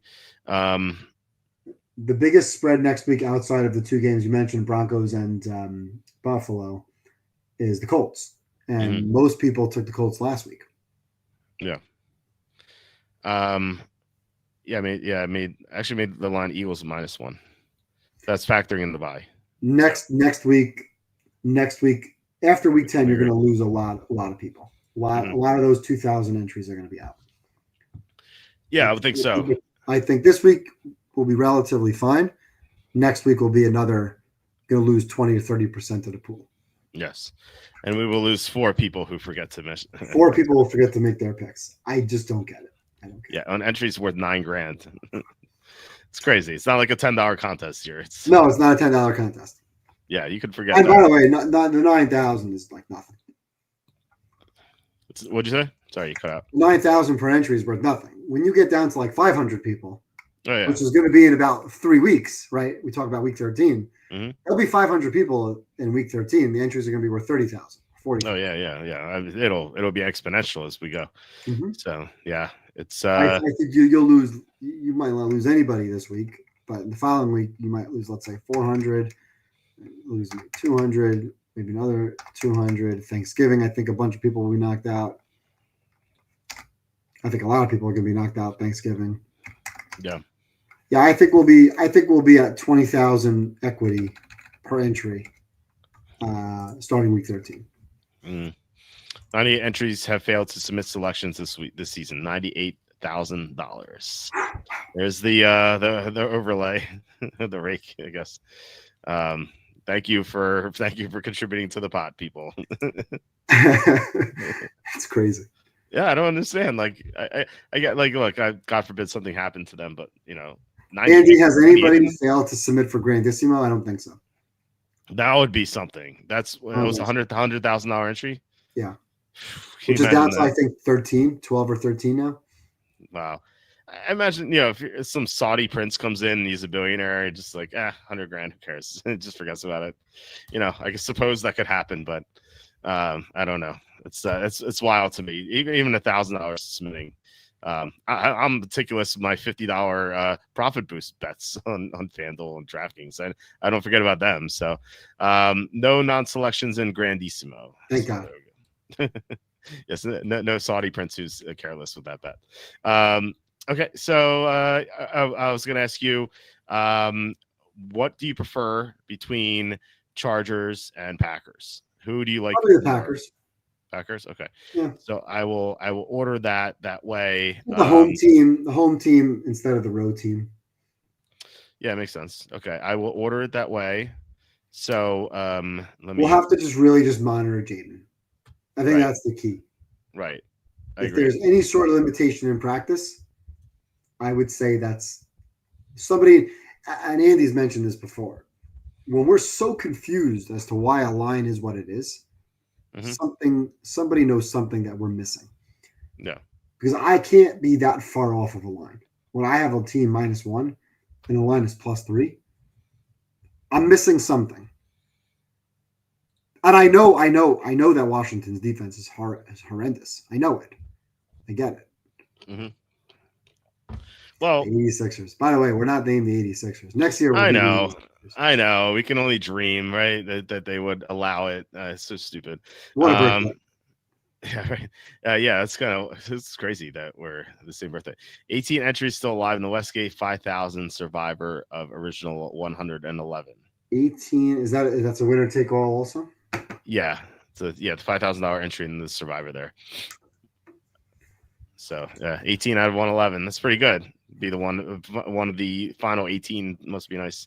I'm still alive in one of my other pools. I forget how many people started. I think there's 23 people left. Mm-hmm. I think there's 23 left. All the picks get shared tonight. You have to make your pick by the Thursday night game. Just want to see if there's 23. I think there's 23. I think we started with like 200 thereabout. Yeah. It doesn't even say. I'm not counting this. It's about 20. I think it's about 20, 25. And everybody this week has the Rams or Chargers in that league, except for one person's on the Patriots. There you go. There's your sucker pick of the week. Good job. It is. They didn't read the site. They didn't read your website. Although I've been pretty bad with the sucker picks this week. Sometimes I've been pretty good with them. Like one year I was 8-9 predicting sucker picks, which is like really impressive because if I do say so myself, because every like it's usually like 6-point favorites that I'm calling upsets for. So or higher. So that was a good week, but I think it's because a lot of these really good teams or a lot of these good teams don't lose to these bad teams anymore. Things have changed. So maybe that'll revert back to the mean at some point, but I do think that there is a logical explanation for why these big favorites have done better against these bad teams than they have in the past. So I thought Evan might take two different teams this week rather than both entries the same. So yeah, I probably will, Andy. I probably will. Last week we went double Colts. And really, the answer is strictly because I don't want to be locked into the Chargers week 13 by themselves. And a lot of that has to do with Joel being in and out of the lineup. The Raiders basically having a home game in LA. If I don't have to take the double in week 13, I'd rather not. And I am still pretty confident the Chargers winning. But I feel like I'm going against the Titans every single week. And somebody wrote before, there was a comment about the Titans sniping somebody out. Well, they already sniped me out twice with the Cardinals game. Yeah. I already lost 2 out of my 5 entries on that. But I think it's okay because they knocked out 3,000 people at the same time. Yeah. So that's true. We'll take it. Yeah. There's a pro and a con to that loss where one of those 35 or 3,200 people may have been my competition down the road. Right. So that's why I have 5 entries because for hedge purposes, it's to have multiple chances to get one through. The goal is to get one through. But I am very, very nervous about Thanksgiving when there's no options to take. I don't want. I used Detroit, and I wouldn't want to take Green Bay on the road in that game. Who's the other game on Thanksgiving? Ravens, Bengals. Thanksgiving. Kansas City, Dallas. Kansas City plays at Dallas, but I need Kansas. You can't touch Kansas City. Anybody who's taking Kansas City is out. In my mind, anybody who's taking Kansas City is thanks for playing. You might as well not submit a pick because you have no pick to make on Christmas. Unless you're playing Dallas and Washington on Christmas Day. Doesn't Detroit play Minnesota on Christmas? Minnesota. A lot of people have used Detroit. Okay. Yeah, I feel like that would be a nice pick, Detroit, even if it's Minnesota. Detroit, just the fact that we talked about it before, that Detroit owns Minnesota. I don't know. Rams I think were upset by the Jets a few years ago at home. Yeah, I remember that. That was the Trevor Lawrence tank game for the Jets. The Jets fans are so upset by that.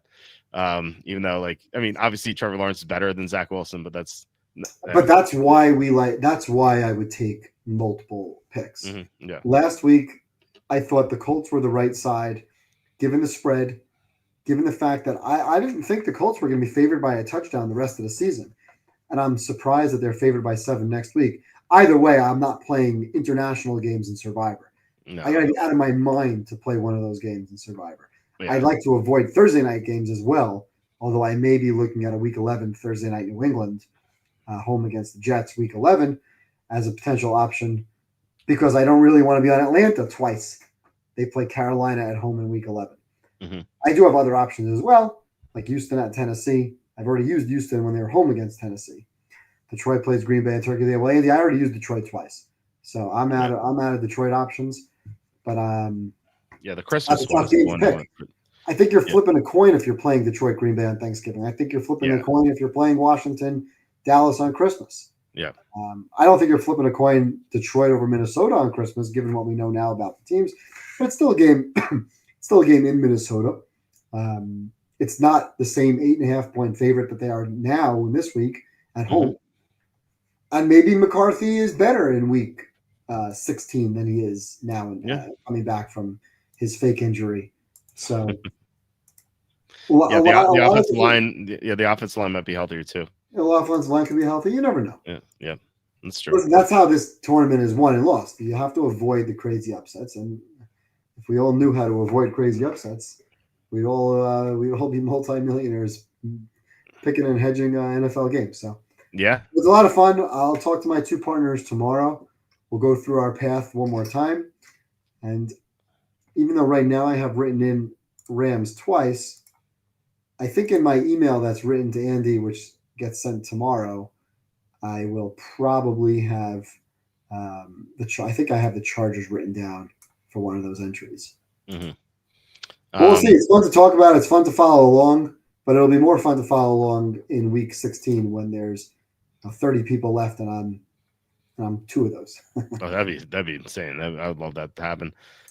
Detroit and Campbell will seek to avenge the opening loss to Green Bay.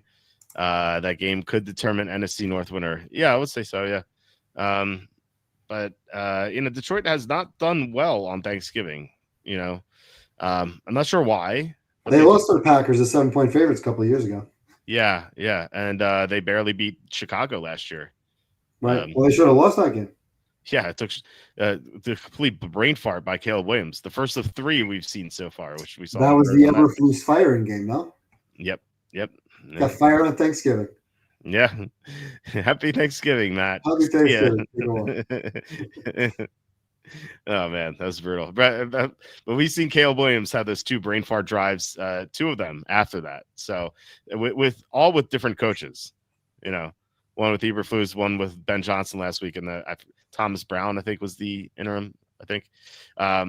So yeah, it was Caleb Williams not too great so far. We'll see what happens. Maybe he'll get better. But all right, anything else before we sign out here? No, I noticed you and Andy did a 4-hour show last night, but I think we're good. Yeah, we could keep going. We've if we do an hour and 10 minutes more, we can catch up to where we were with Andy. I'll let you guys keep the record. Yeah, the record so far was the remember the election day video that we did. It was 3 hours of the election, and then you came on, and so I think we did 5 hours. Eberflus ate the turkey, then became the turkey. Yeah, exactly. Yeah. WNBA time. Let's go. Yeah, there are no WNBA games. Unfortunately, you can't bet the unders on those blowouts. But we do have college basketball starting. We can bet the unders on those blowouts. So as you pointed out last year. So I'm looking forward to that. And yeah, I mean, it's about it. So another great show with Evan. Love doing these shows with Andy, and then Evan and Tom. Always a blast to hear different opinions and stuff like that. So hopefully we go 5-0 with this entry that we have here, and we could jump up to 25-20, and suddenly it'll get interesting again. So I like our card. I think this has potential to be 5-0. I wasn't in love with the card last week. I was just as sad to say, I my 2 top picks were at this time last week were Atlanta and Tampa. And then Tampa with Vita Vea not practicing kind of wrote that off. And then Atlanta just was a no-show. This week, I like the card more. So hopefully that just bodes well for this week. So yeah, hopefully, because I don't really like this card much at all outside of the Colts and the Cowboys. I love my big favorites. So it's a good opportunity to bet these horrible teams. So I'm definitely all about that. So anyway, guys, thanks for watching and commenting once we got past that fiasco at the beginning. Apparently YouTube has a new toggle for kids videos, so I didn't notice that, so I'll keep that in mind going forward. So please hit like, subscribe, comment below, share this video, visit walterfootball.com for tons of content in the NFL, all free, of course. And thank you especially to Kevin Kovac for the $10 super chat, the $5 super chat, and the $10 super chat. Kevin, you're the man. Thank you so much for contributing and help us keep the show going.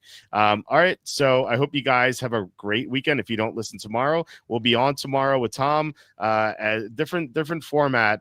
We don't go straight down the card. We kind of talk about which games we like the most. We don't touch on all the games, but we talk about like what we're going to do for our card and stuff like that. And we tend to get a little goofy too. So looking forward to that. But otherwise, I hope you guys have a great night, and I will talk to you tomorrow.